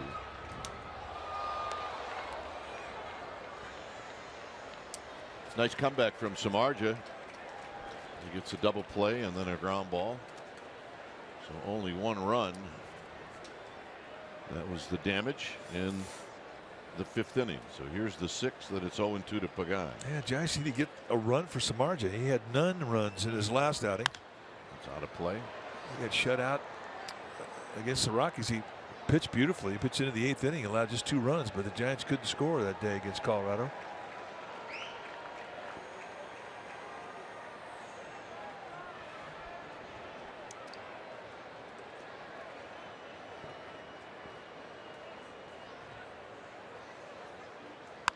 Pagan with a base hit to open up the inning. And that's just a great bat control hit. 2-strike count. Not a lot of lower body in the swing, but a lot of balance. The hands stay back. And really, he's just trying to do what he did. Go back up the middle. And more importantly, it's a leadoff single. A little hanging breaking ball. He just sort of guides it right up the middle into center field. Span 0 for 2. He's hit the ball hard twice. Got nothing to show for it.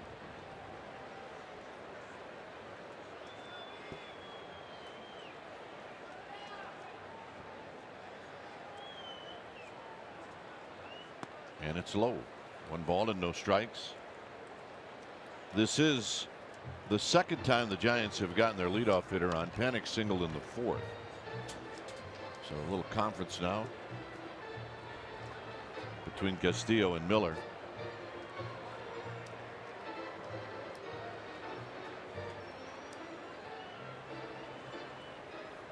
Weird starting time tomorrow night. You see that? 5 o'clock. 5 o'clock.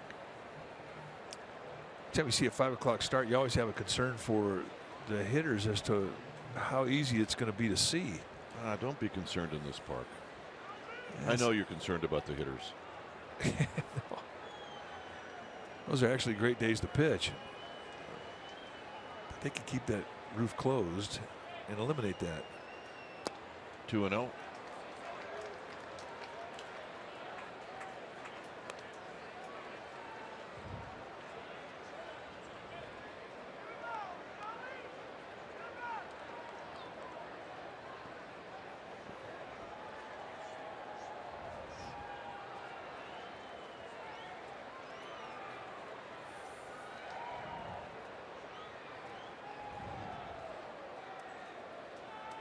Two and 0.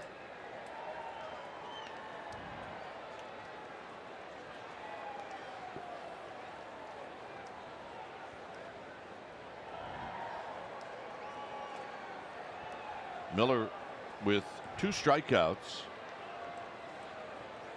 and he's walked 1, and it's 2-0 to Span. So Span can sit on something here ahead on the count.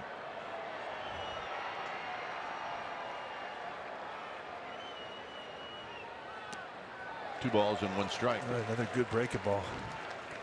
Miller's stuff is so night and day different than what the Giants saw when he pitched against them in San Francisco. His stuff tonight has been very good. You know, you and I have been watching this game a long time. I don't think I've ever seen a setup like Span's. I mean, he really hooks that toe of his right foot. I mean, he points it towards the catcher. And then right when that pitcher starts his movement, you'll see him drop straight down into the ready position.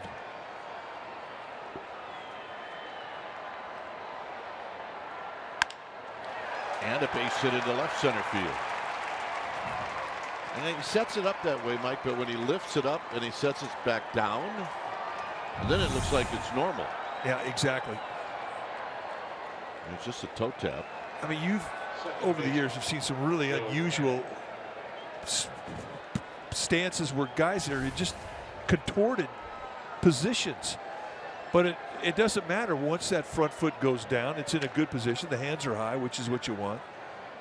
So it really doesn't matter how you start. It's how you get in the lock position before you throw your hands to the ball. And I think that he curls his toe inside, just a reminder to keep that front side cocked and loaded. But it's kind of opposite with in open stance, yet you want to keep your shoulder locked.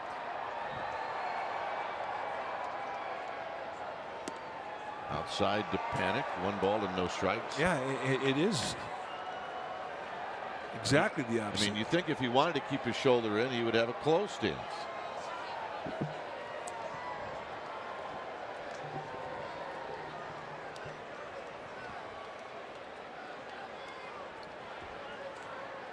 Good speed on the bases for the Giants. 2-0.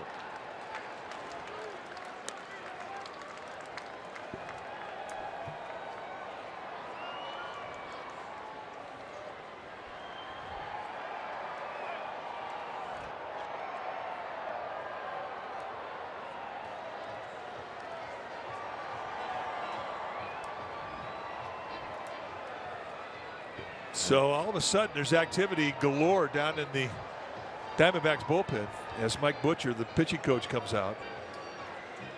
And I think the concern for the Diamondbacks is they've seen really a lot of good things tonight from Shelby Miller. But when a guy who's coming out of bad mechanics is coming out of it, he can lose it at any given point during a game. And I think they're respectful of that, and they're getting their bullpen ready because of it.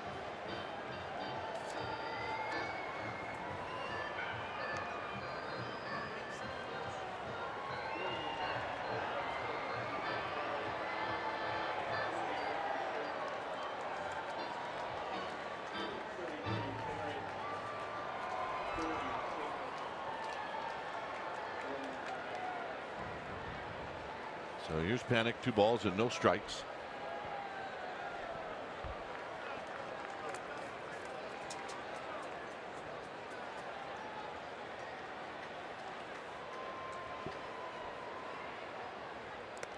And that gets away, and that's going to take away the opportunity to get another double play.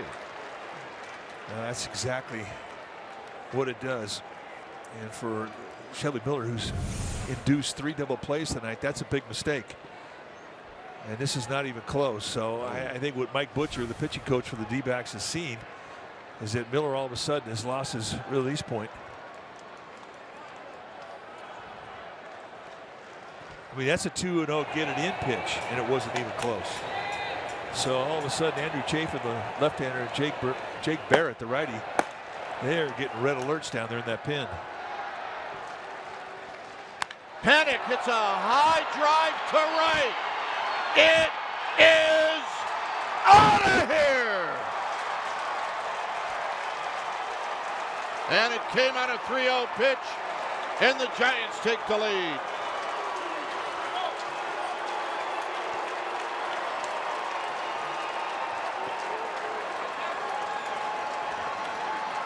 Get it in, big fly.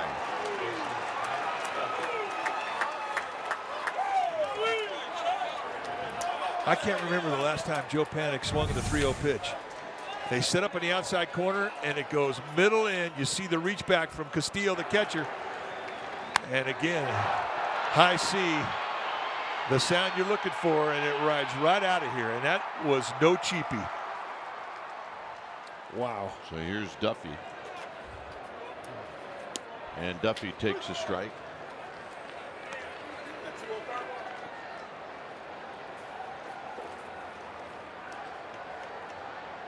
Duffy is 1 for 2.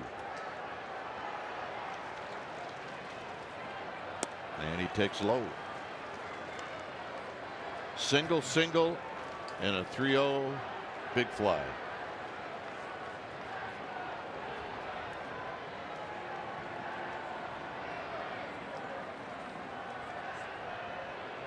And this is a rocket into center field, and Owens is going to track it down. And that'll bring up Buster Posey. Second night in a row, Joe Panic has left Earth. That's home run number 5, and it was absolutely pured. I mean, that's the only way you can describe the contact that he's had on his home runs tonight and last night. I mean, you're talking about the absolute sweet spot on his bat. Buster tonight is bounced out and flied out. And Erie takes a strike.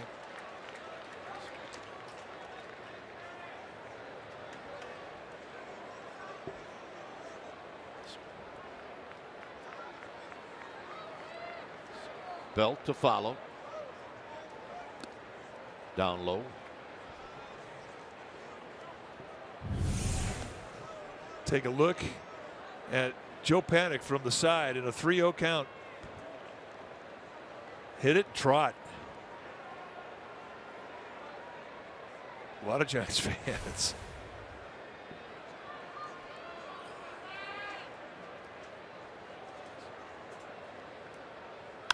Posey hits a high fly ball into right center field. 2 outs. And here's Belt. First baseman, Brandon Belt. Belt tonight is bounced out and he's struck out.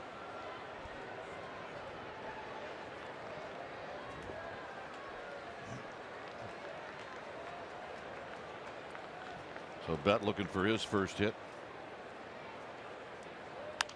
And he fouls it out of play. Those are the ones where Brandon Belt would really like to put those in play.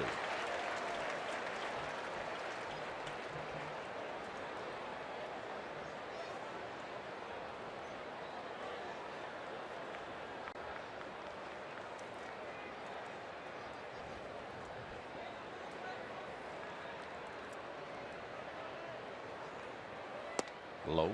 1 ball and 1 strike. Saw Joe Panic in the Giants dugout talking with both Giants hitting instructors, Steve Decker and Bam Bam Mullins.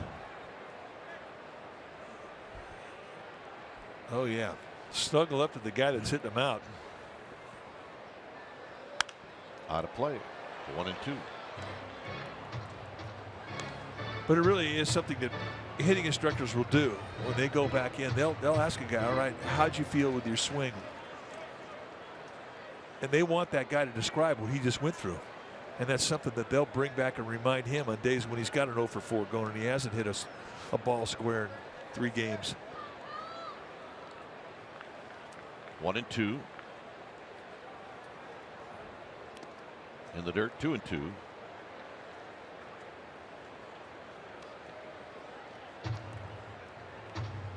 The dialogue of hitting in every major league dugout is ongoing and it's a constant.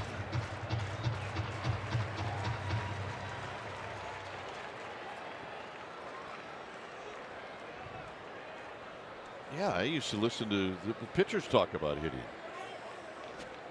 with pitchers. Yeah. You learn a lot as a starting pitcher listening to hitters talk. Sitting on the bench, guys who are not everyday players, they're talking hitting. You just keep your mouth shut and listen. And they'll give you a good education. And likewise for you, old pitchers had conversations where you pick things up. Sure.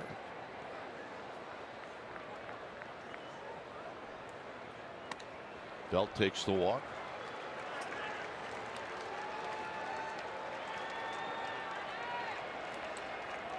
That'll bring up Hunter Pence. Right fielder, And he's going to see a new pitcher.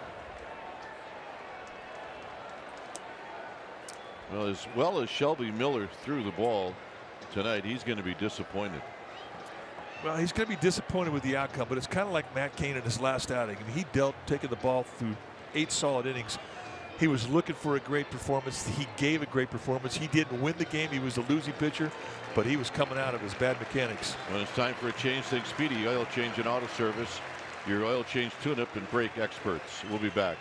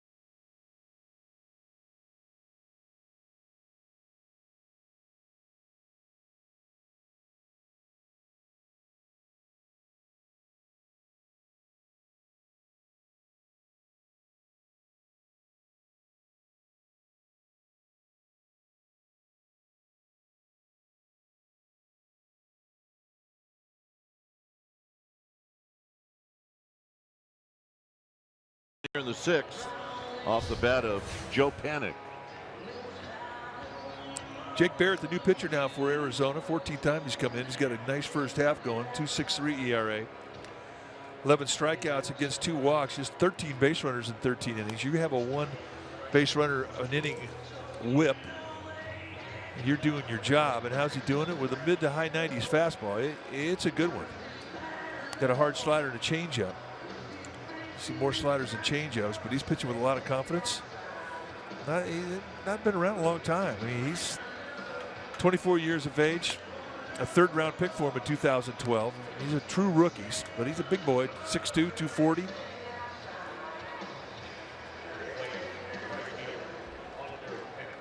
So here's Pence. Locals like Jake Barrett around here. He went to ASU. That was a factory for a while. Oh, yeah. Barry Bonds, ASU. Reggie Jackson. ASU. Rick Monday, ASU. We could sit here and do this for the next 20 minutes. I'm out. Dude, I got my 3. That's it. Here's Pence. Well, JT Snow, who went to U of A, will allow us to say 3, but no more. Yeah, that's right.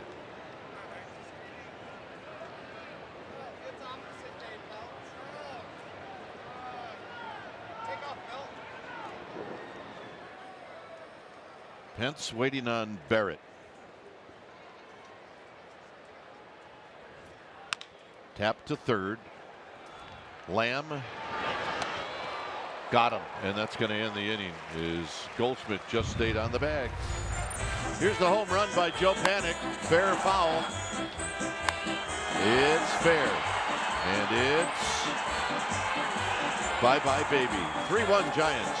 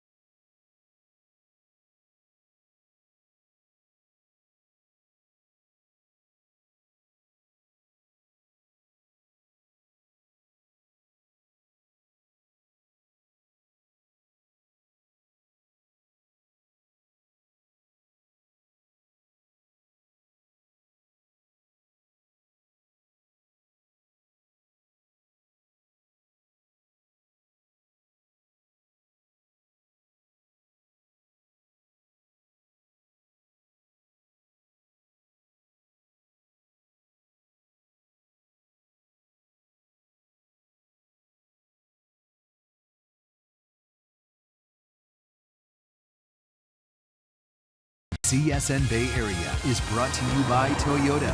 It's Toyota time for big savings on legendary Toyota quality. Take a test drive today. Toyota, let's go places. And by Xfinity. X1 from Xfinity will change the way you experience TV. Here at Chase Field, it's a 3-1 lead for the Giants. As Jake Lamb is going to step up, he's 1 for 2. And a strike, and it's 0-1. So Jeff Samardzija now will pitch with a lead. Thanks to that man.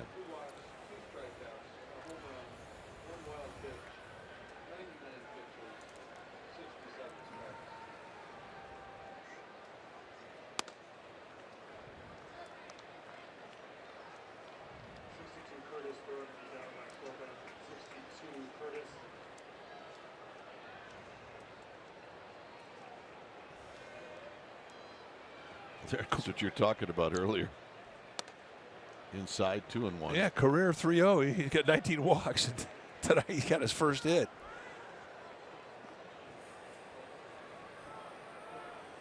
Well, look, manager could have given the take sign, right? Yeah.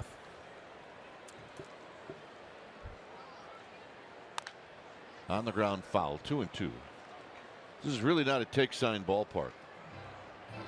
No, it is not. It is that live as you see the Giants starting to get a little stretched out in the bullpen. There are two really live yards in the National League West. This is one of them. Coors Field, of course, the other. And after that, it's a pretty good place to pitch. San Diego, LA, San Francisco, good pitchers' parks. And it's fouled at the plate. You're talking with Jake Peavy today. He said when he was in the American League with the White Sox, he says, try being a starting pitcher in the American League East with those ballparks.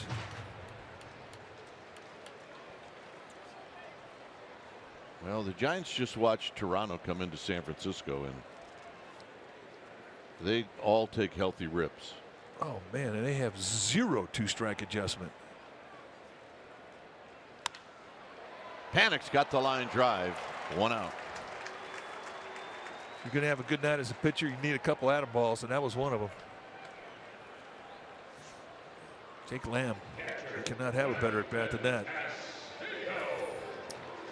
And he was running back into the dugout. He's got nothing but the Gazette.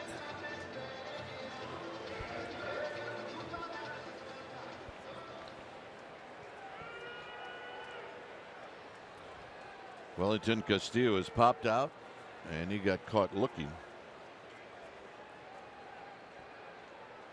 And a high breaking ball for a strike.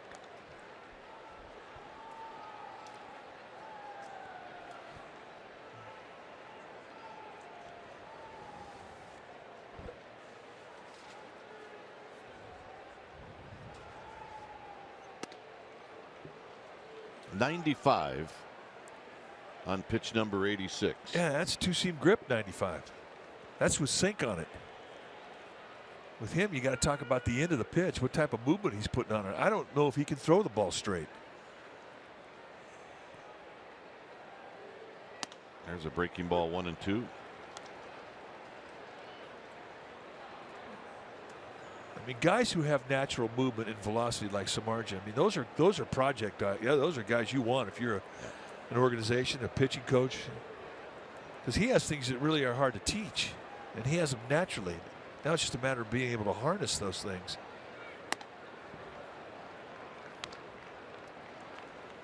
And you have to have an understanding of what your stuff does and how do you apply it to certain swing types.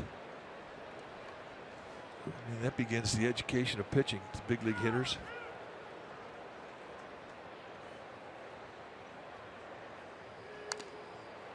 Tap foul at the plate to stay alive for Wellington Castillo. But what he has consistently done since the season has started with the Giants is he has been consistent to the corners with both the cutter and the sinker. It's rare that he makes mistakes out over the middle of the plate. But even if he does, he has late movement on it, late finish.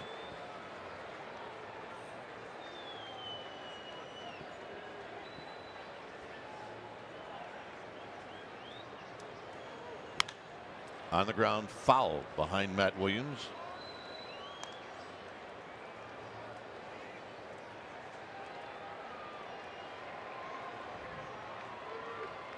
So it stays at 2-2.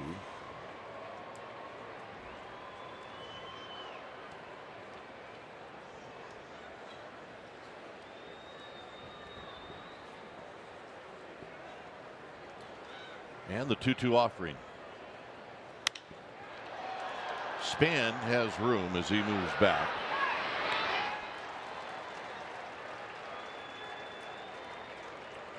And that'll bring up Yasmani Tomas.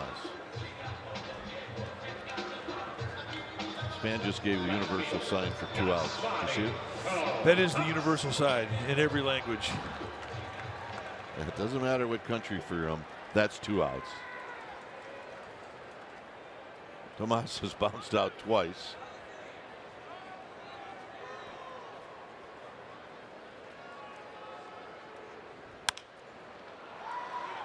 Belt. Side retired. Tomas out on 1 pitch. Nice shutdown inning. 7th inning coming up. So you want to see the universal sign for 2 outs? You might not have known this. There you go. You just learned something. Also a Metallica fan.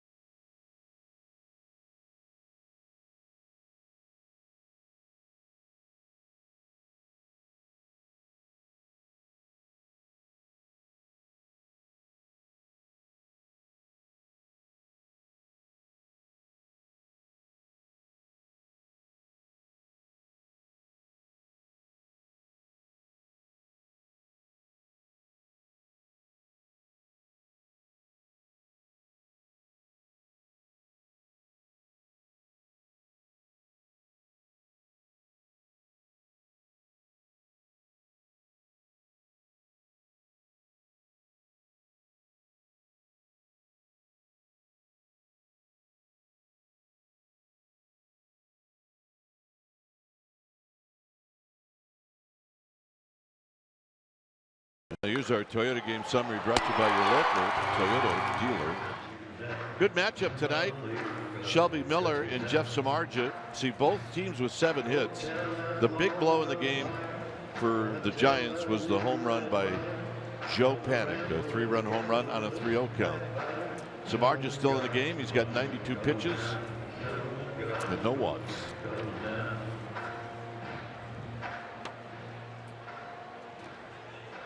We have a new pitcher when it's time for a change. Think Speedy Oil Change and Auto Service, your oil change tune-up and brake experts.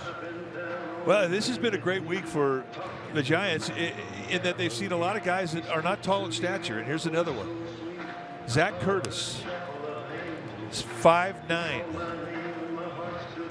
Called up. This is the 5th time he's been in a ball game. He's really doing a nice job. 4 strikeouts, just 3 base runners in 3 2/3 innings.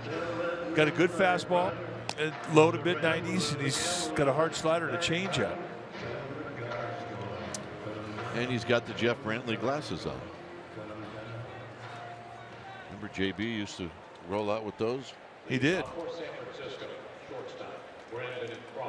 Here's Crawford. Crawford is 1 for 2. Giants in game 3 of that Blue Jay series, they saw their ace Marcus Stroman, who's 5'8". And now here tonight you see Zach Curtis, who's 5'9".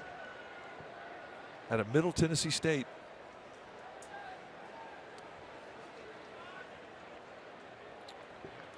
And the first pitch to Crawford with Samardzija to follow is low. He does look like the bat boy. There's no doubt about it. A-ball numbers last year, very good. Outstanding season. Although the bat boy wouldn't have like that amount of facial hair. Very bad call on my part, I might add, as Crawford skies this one. And Goldschmidt will put it away. Yeah, I mean, we really should be surprised about it. I mean, he was a 6th-round pick. And they got him in the 2014 draft, so he didn't screw around very long. I mean, he was just a couple years of minor league baseball, and here he is in the big leagues. His 81 minor league innings prior to this season, he had 117 strikeouts against 24 walks. I mean, that's doing it. His minor league ERA in the 1s. Samardzija with a swing and a foul. So the bottom line, he sort of defied the odds, and he got here, and he got here in a hurry, and he earned the right to be here. And here he is with the 0-1 pitch to Jeff Samardzija.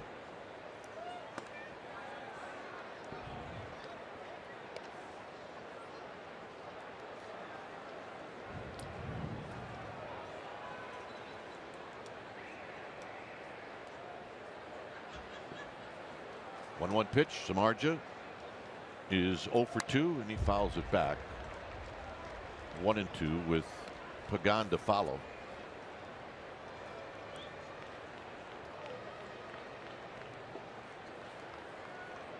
"14 hits in the game, 7 by each team.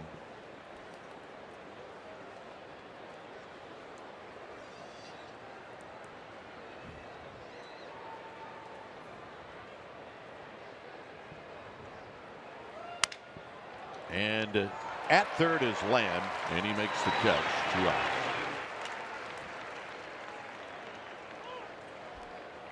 And here's Pagan.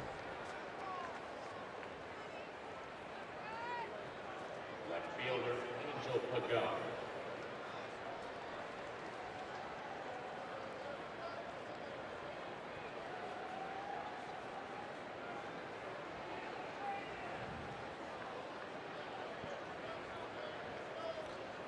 Pagan has been on base twice. He opened up the 6th with a base hit, and that was the start of the 3-run rally.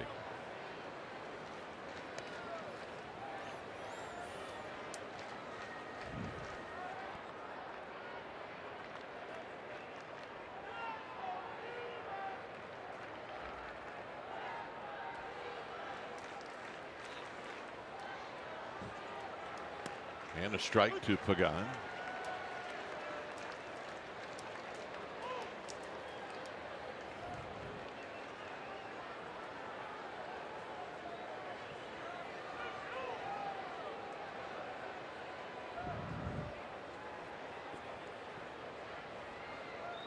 Here's the 1-1 to Pagan. Look out on the back foot. 2 balls and 1 strike.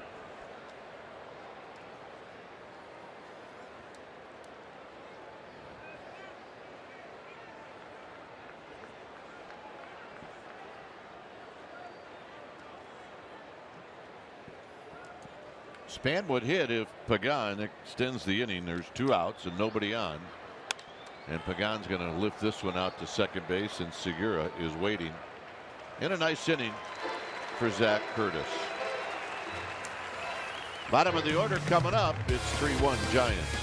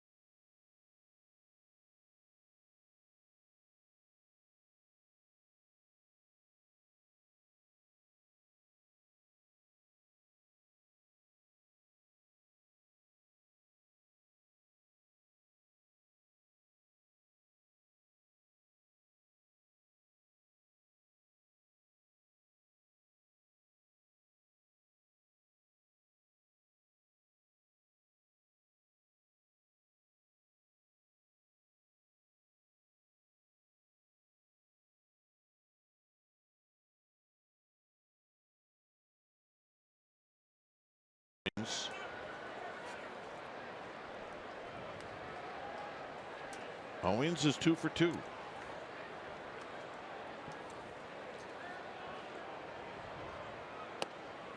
And it's low. 1 ball and no strikes.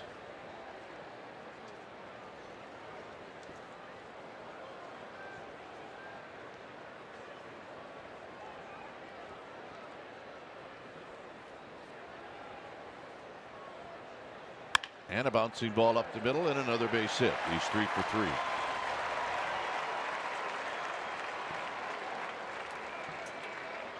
So the leadoff hitter aboard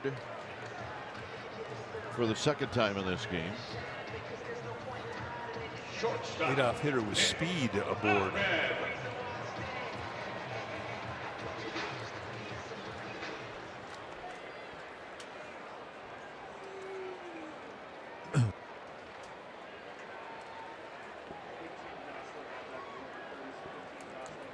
Owens is 1 for 2.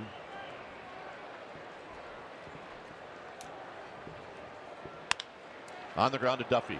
Duffy to Panic. Double play on one pitch.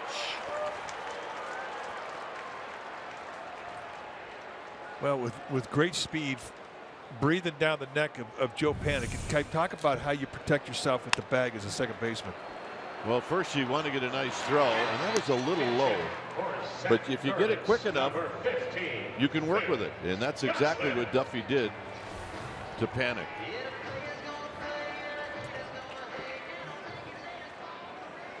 I mean, you know, as a second baseman, the speed that guy has on the base pass. Owings, fast guy. And it's nice to be able to have a strong arm. You can play back behind the bag. Here's Phil Goslin. You know, and I think in that regard, Panic really reminds me a lot of Jeff Kent. Yes, he does. Well, he's got a shortstop's arm at second base, which is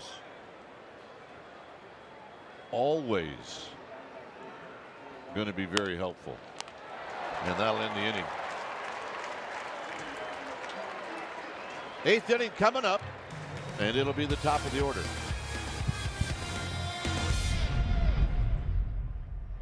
Tonight's attendance.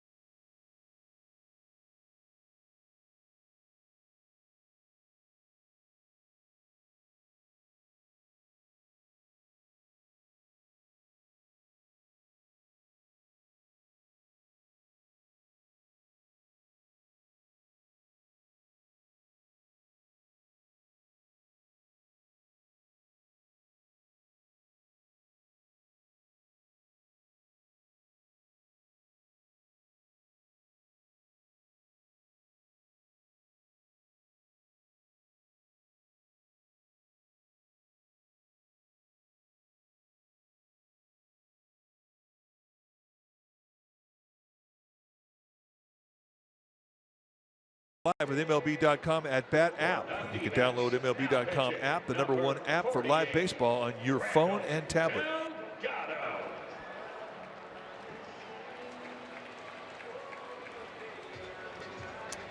New pitcher for the D-backs when it's time for a change. Think Speedy Oil Change and Auto Service, your oil change tune-up and brake experts. New pitcher now for Arizona will be Randall Delgado. This is the 18th time he's come in. He's been a workhorse.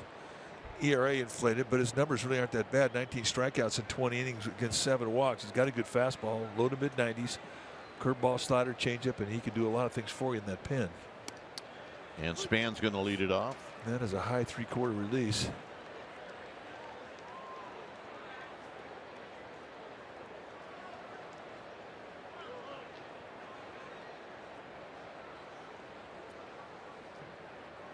Span had a base hit in the 6th. Was on base when Panic hit the home run.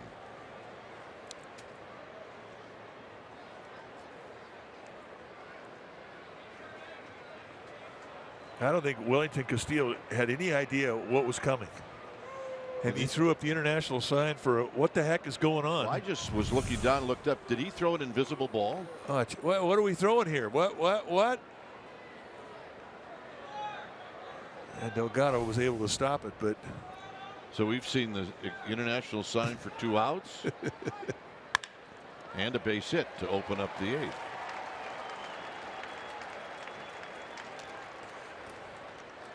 If you missed it, this is what Joe Panik's home run looked like. Well, a 3-0 count. And we have some more information because they've confirmed Joe Panik in his career has seen 37 3-0 pitches, and that's the first one he ever swung at. Wow.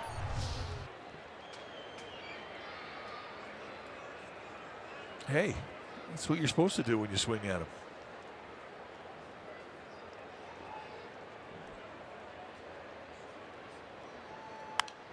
Panik out of play.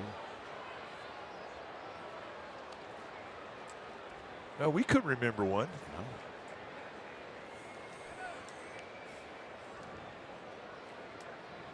For good reason. A little conversation between Segura and Delgado. I think he came out there and said, dude, do not throw that fastball there again. Especially 3-0.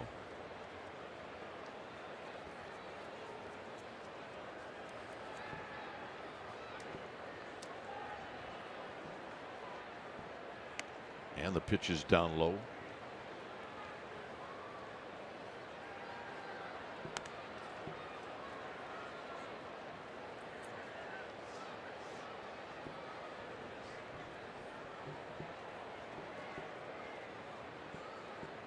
Duffy to follow. Giants are leading 3-1.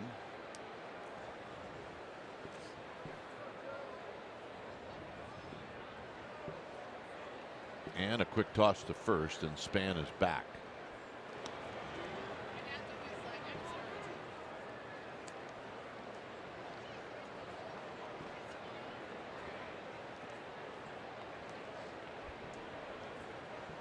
Now both teams with 8 hits.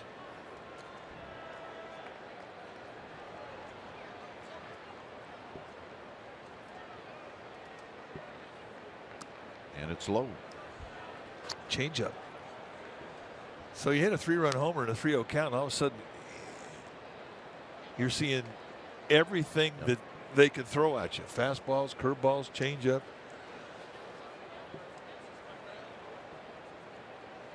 That may be the point from Gene Segura. Don't challenge this guy at the belt with a fastball anymore. So it's 2-1. Delgado now taking a lot of time. And Panik says, all right, let's rethink this. Well, you just can't get a sign from Castillo.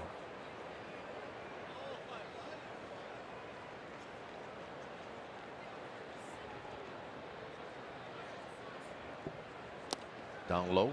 And Castillo wanted a fastball, and Delgado shook it off to get to a changeup. So now he's got himself into a 3-1 hole here. And Castillo's going to come out and say, don't shake me off anymore. Seriously.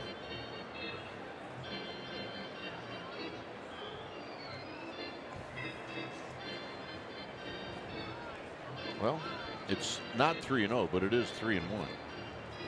Oh, he's in the driver's seat. As big as he's seeing it right now.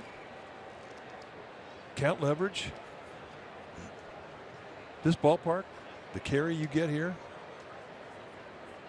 let out some shaft.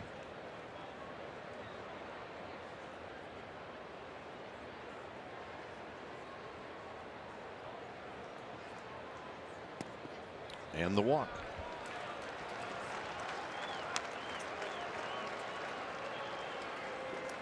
Third walk issued by Diamondbacks pitching. And here's Duffy.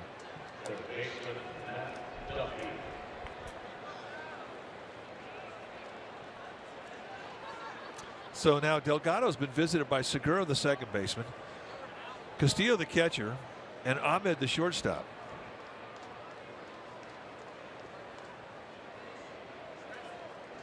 don't think I've ever seen that. I No. mean, we're talking solo meetings. They're not coming out there together. We're going to go for the cycle here. So if that's the case, we should see Goldschmidt or Jake Lamb, the third baseman, come in here after this pitch. Duffy takes high, 1 ball and no strikes.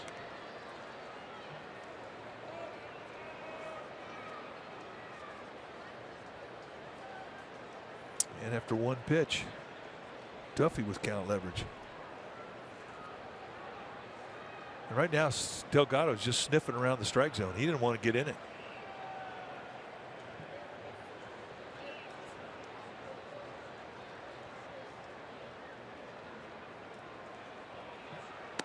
And a strike. That's a perfect location there. That's a good 1-0 pitch.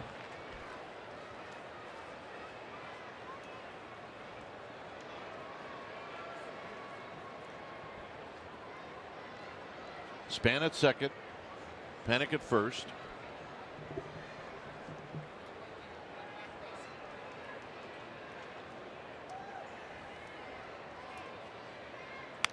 On the ground, foul. 1 and 2. All right, lefty. See him make a blow. Ooh. Bad hop. Yeah, bad hop. If he had a baseball uniform on, he picks it clean, right in the sweet That's spot a of bad that hop. glove. This is an old first baseman, and he doesn't miss. So this had to be a bad hop. I got this one. I got it. Yep. See. Yeah. He needs a uni. You're right. Put a baseball uniform and he smothers it. 1 and 2.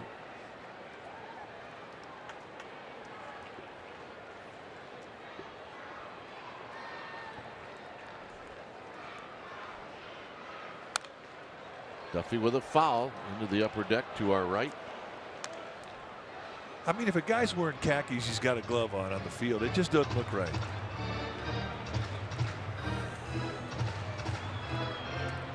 No. Well, we have little say as to what happens at AT&T Park. We have no say as what happens in this park. Yeah. But it might be wise to tie that shoe, or it's just not going to end well. Yeah, it's not going to end well. Fouled again.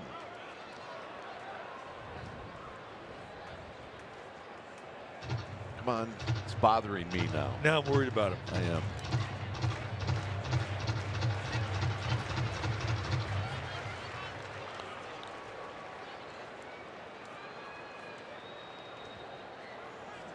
Doesn't care. Yeah. That happens when you put on a double flap helmet. You quit caring. Not a fan of the double flaps. 1 and 2. 2 and 2. Good take. We have them at our park too. Yeah, they're tired.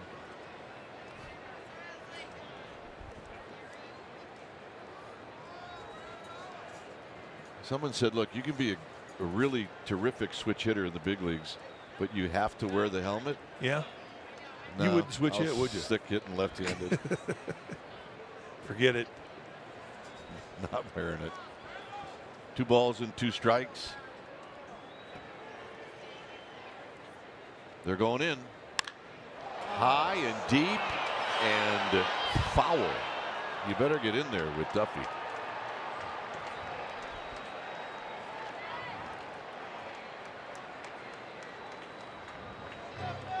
That's exactly what Johnny Cueto's saying.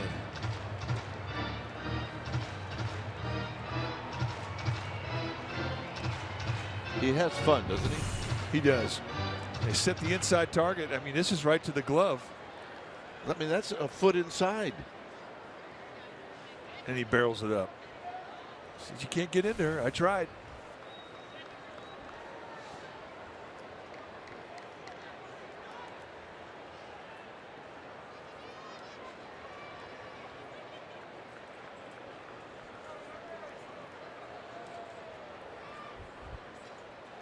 Low, 3 and 2.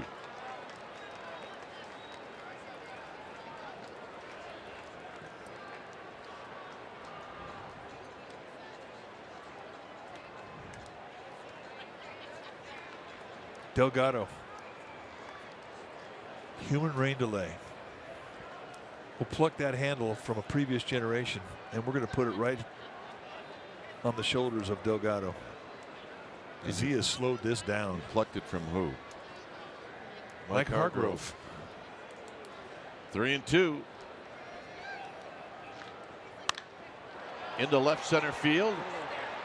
And Tomas will run it down. And here's Buster Posey.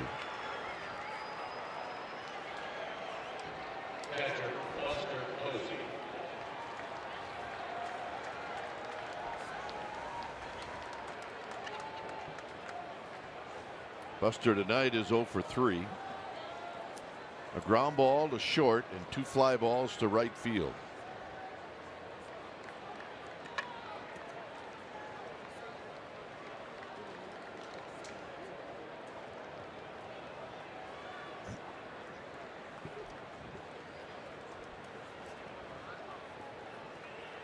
Giants would love to add to that lead, and they get the right guys coming up.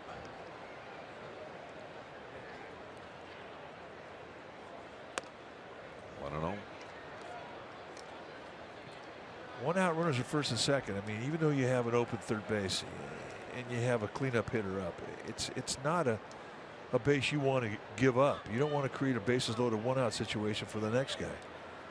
So really, theoretically, he should be challenging here. I like that.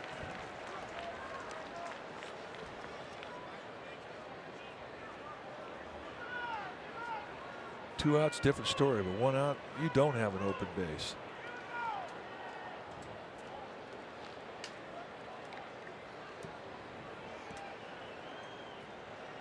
One pitch to Posey. Nope, 2 balls and a strike. On deck is Belt.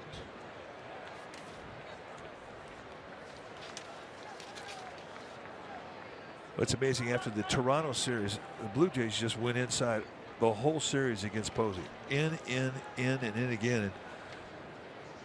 And it hasn't happened here in this series. They've stayed away. Double play ball. And that will end the inning. 6-4-3. Top of the order coming up.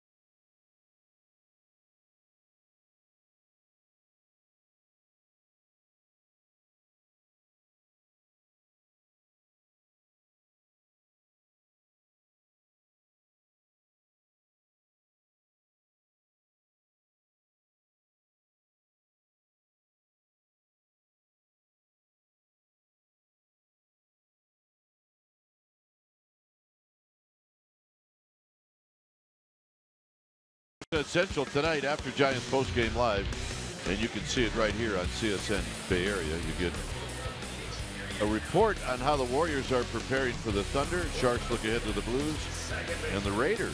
Hey, they're in the news. You're going to get a Rookies report.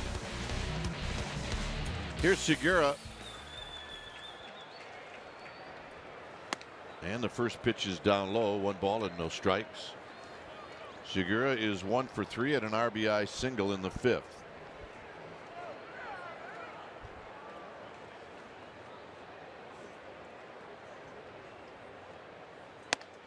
And he's going to pound it inside. He thought he had a strike. It's 2-0. Well, think back to the last out, or the last at bat that Segura had. Samardzija threw a nasty slider on the knees outside corner, and he beats him up the middle with it. And you made the comment then he's going to go inside the rest of the night, and that's what he's done.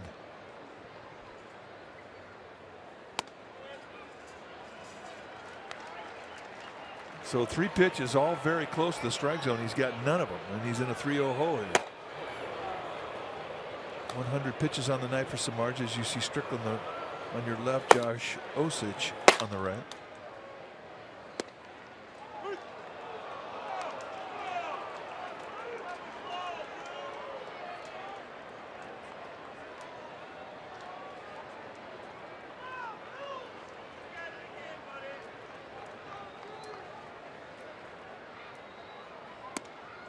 Now it's 3-2. 5 pitches, 5 fastballs, all with 2-seam grip. And I don't think Segura had any intention of swinging on that 3-1 pitch down 2 runs.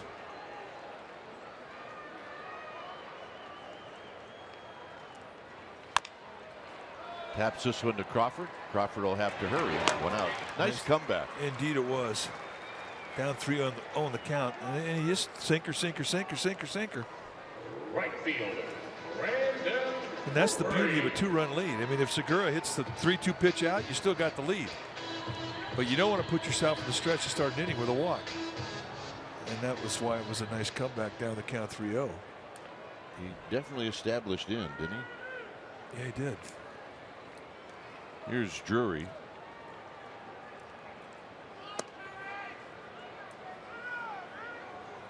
Samardzija really wanted to know where that pitch was. And he even looked back at the scoreboard to see. No, he thought he had a strike here. I mean, he's burying right there at the belt. And Tripp Gibson said, no, I don't think so. High.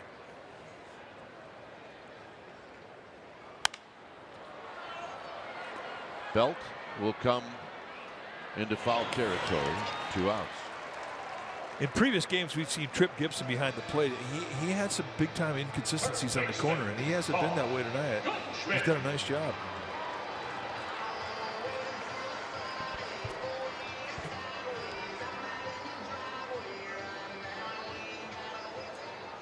Samardzija, last start, 7 2/3, 8 hits allowed, 2 earned runs, 1 walk, 9 strikeouts tonight. No walks, 3 strikeouts. Here's Goldschmidt. 23 pitches, the second most in his career. Goldschmidt takes a low. But, you know, he's throwing all these fastballs. It's not like he's beating himself up with a lot of off-speed stuff or curve balls or splits. I mean, those are the pitches that take a lot out of your arm. And throwing a lot of sliders. And Goldschmidt takes a strike. But how he's mixed the 2-seam and the 2-seam movement and the cut on the fastball has been really what has been his strength all year.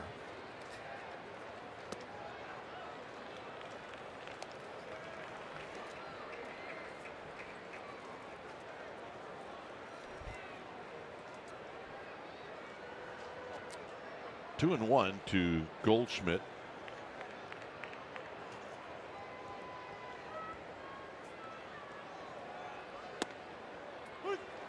Two and 2. 93-mile-an-hour sink. Yeah, that's the one you want. You want every strike you can get as a pitcher, but if you have an umpire that's calling belts, it's tough to pitch. If you're calling those knee-high strikes like that, that's the strike you want.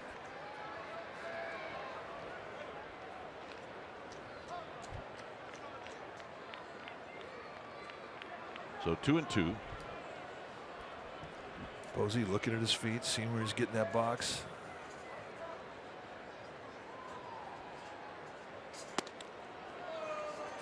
Try to throw a slider in the front door, inside corner. Posey likes that pitch. He would throw it a lot to right-handers.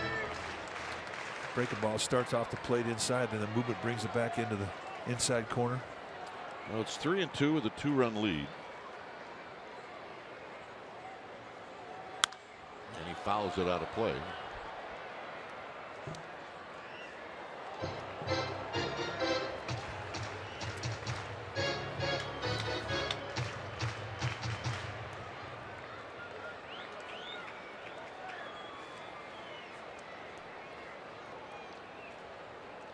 Pitch 112 coming up.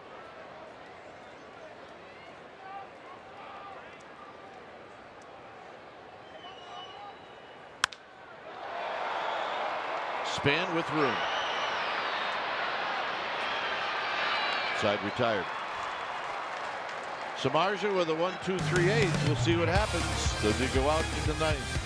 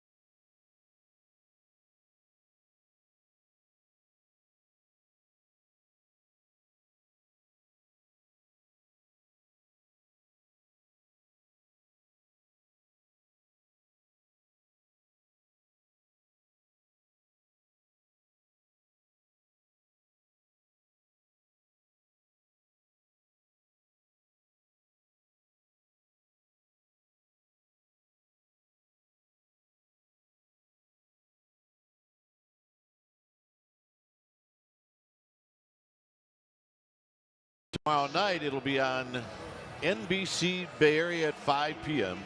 and the Giants television network. And then Sunday at 1, Giants pregame live will start at 12:30. 1 o'clock start on CSN Bay Area.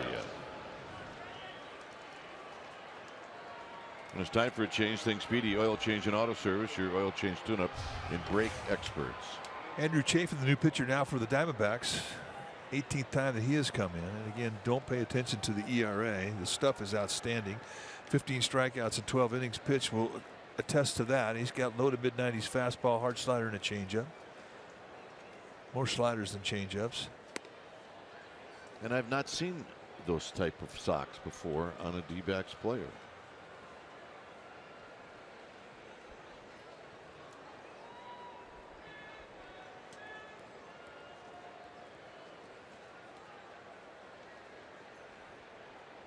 Swing and a foul. The two stripes? You're right. I haven't seen that. I've seen him before. The Diamondbacks will give you a different uniform every day. And I don't know how many different combinations that they can give you, but it's a lot.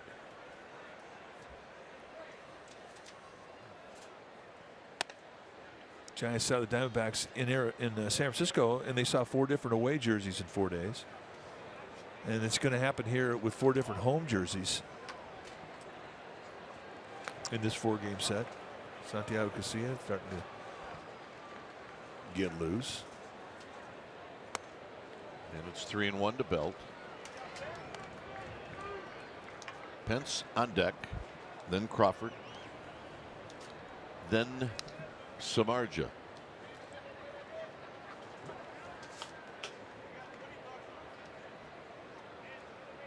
He's trying to work out a little knot in his back. Belt hits a high pop-up out of play. He was fantastic tonight, and we don't know if he's coming back out for the 9th. He's got 112 pitches. His last outing he threw 123. I would imagine that he wants to get back out there.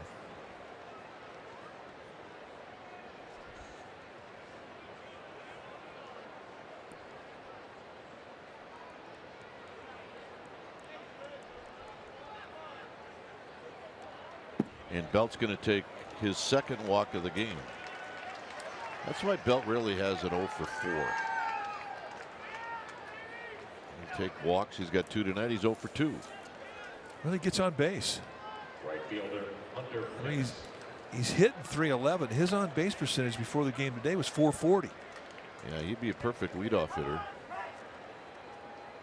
if his feet were smaller. Yeah, well. Here's Pence. I wonder if there's ever been a leadoff hitter in baseball history that had a size 15 shoe. You know, if we had decent stats people, they'd probably let us know. So Bob said no. Oh, okay.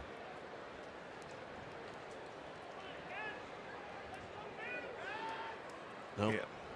Still untied. Our golden oldie down the right field line. Shoelace. It's going to bother you the rest of the night. Big hopper to Goldschmidt. That's 1 and 2.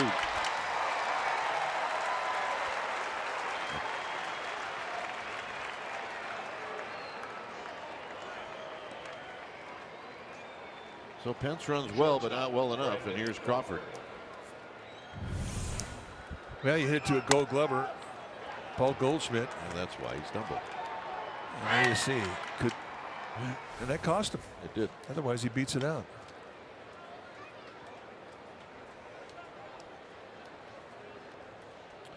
Crawford doubled high off the wall in center field in the 5th.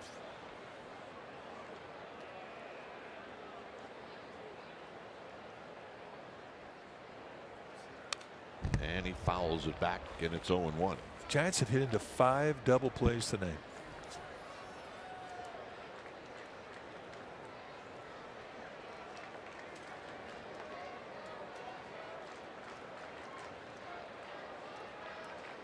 Seven in the game total. Swing and a miss. Nothing in 2. Good slider.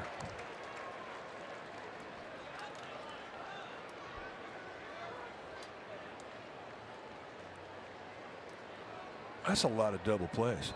That's a lot of double plays. Did you ever turn 5 in a game? June 14th of '78, we turned 5 against the Orioles. Good answer. Hey, well, look, I would think that a middle infielder would remember that.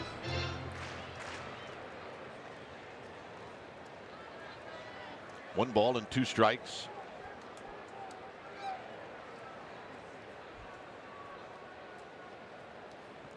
Tomlinson's on deck, so that'll give you an idea if Samardzija's coming out or not.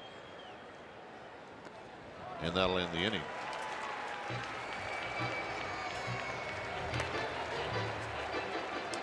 Bottom of the 9th coming up. Lamb's going to lead things off. Did you win that game against the Orioles? Yeah, we did.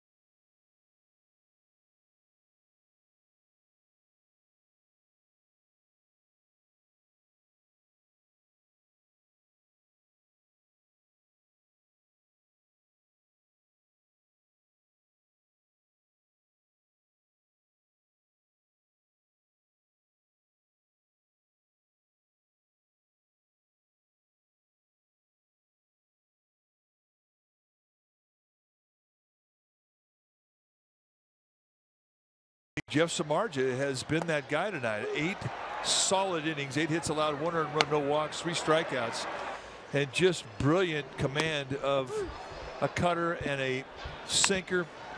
Mixed in a couple of sliders and just dominated the strike zone all night long. Not many balls were really squared up against him. And we'll make him our player of the game, brought to you by Honda. 3-1 Giants as we go to the bottom of the 9th inning. When it's time for a change, thanks Speedy Oil Change and Auto Service, your oil change tune-up and brake experts. So with Jake Lamb, the left-handed hitter, coming up, Bruce Bochy has gone to Josh Osich to start this 9th inning off. See the numbers for Osich in the 19 games. He's been very good. 1.93 ERA. And he's facing Lamb. And it's likely just one hitter.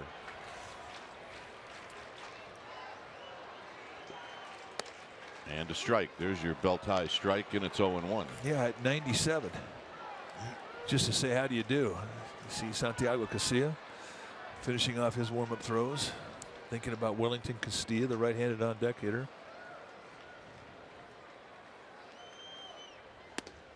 Low to even the count.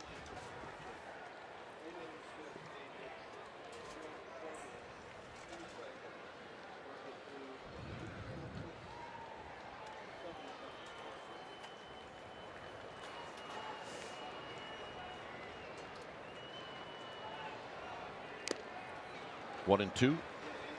And that's a slider at 92.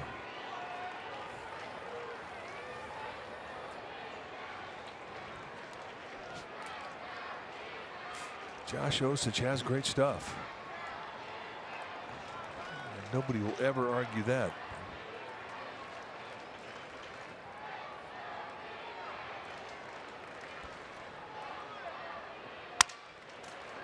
Tough play for Duffy. Can he make it? He does! One down in the 9th. It's a nice play. Well, it's a very difficult play because of the way they set Duffy way off the line at third base. He's in the 5.5 hole. And remember, Lamb runs well. He's coming over to his right. Very long off balance throw. And in the end, he gets him by about a half, no, maybe 2 feet. But that's a great play. Santiago Casilla coming in, and we'll be back.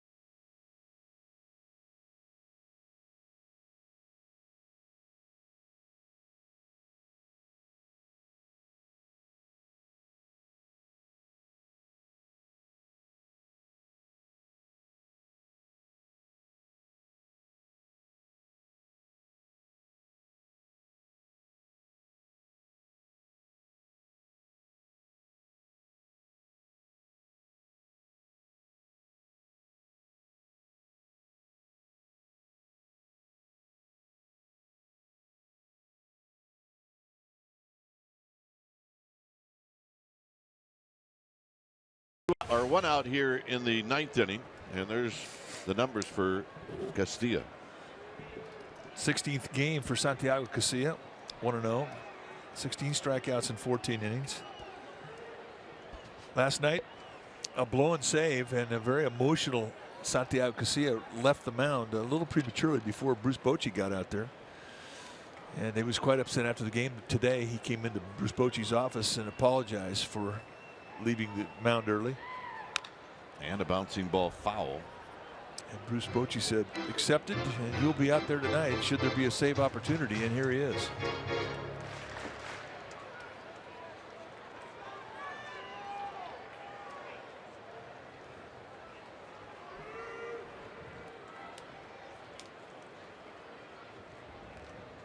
Castillo is 0 for 3. And that pitch runs in tight. 1 ball and 1 strike.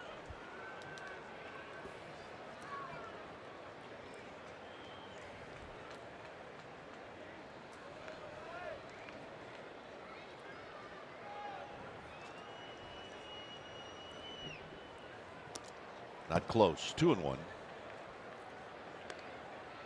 So the first cutter that he throws tonight, and he's way wide. Rare to see him miss the plate with anything that far out. Think about Casilla. That is his strength, is his ability to command 5 different types of movement.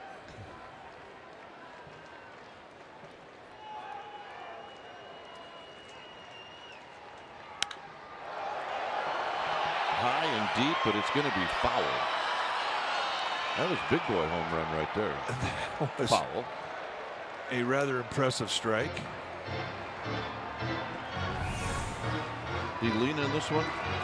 All right, I'm looking in. I'm looking in. Yeah, he did. I don't think he can hit any farther than that.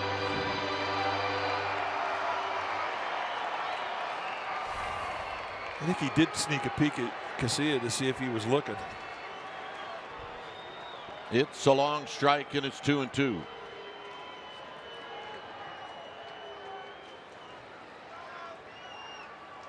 Foul back, yet another rip.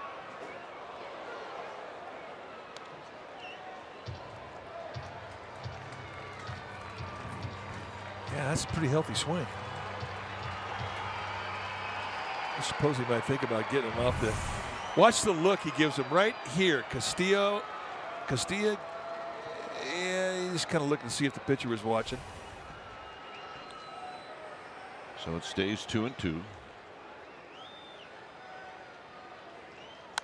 On a play again. Suppose he again challenge him with that fastball. We haven't seen the big curveball yet, have we? I've not seen the curveball that has been so good for Santiago Casilla for the last 2 weeks.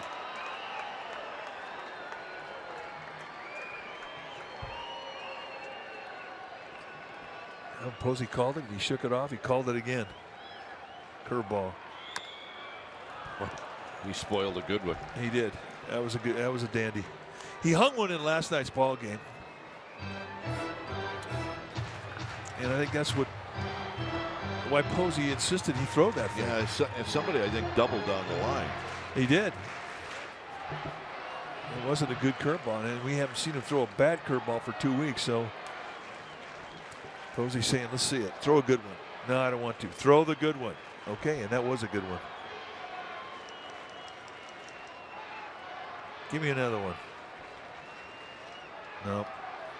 Shook it off. Wants a fastball in.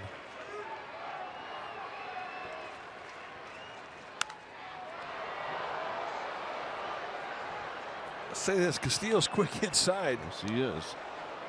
He's taking his best bolt. He's pulling it.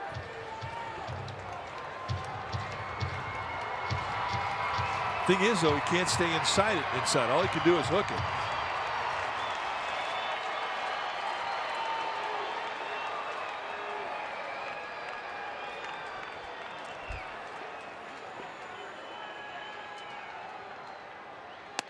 Got him. Front door breaking ball and absolutely locks his bowels. Well, Buster forcing him to throw the first one, allowed this one, right? He wants that breaking ball right there. Throw it. He gives up on it. Comes back in the zone. Grab some pine meat and watch the reaction.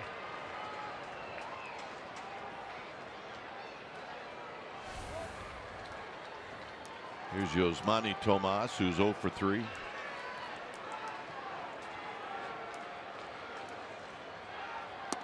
And a strike, and it's 0-1.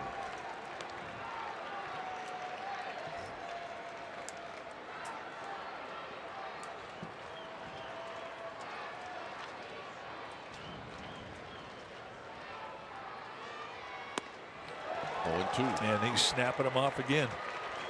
Good curveball. And that's the one that Bruce Bochy wanted to see. Throw it again. and that's the ball game. Wow. 3 curveballs to end the ball game. And a night for Jeff Samardzija, Joe Panik, and Santiago Casilla. How about that? Well, another big win. Remember, the D-backs came into San Francisco, swept 4, and the Giants have taken 2 now in this series, and they've beaten their 2 big guns. They've beaten Greinke, and now they beat Shelby Miller, and that's a big win for this club as they carry on into this 7-game road trip. So the Giants win last night. They win tonight. Now Jake Peavy tomorrow. However, tonight, final score, Giants 3, D-backs 1. Stay tuned. Esurance Giants postgame live. That is going to start right now.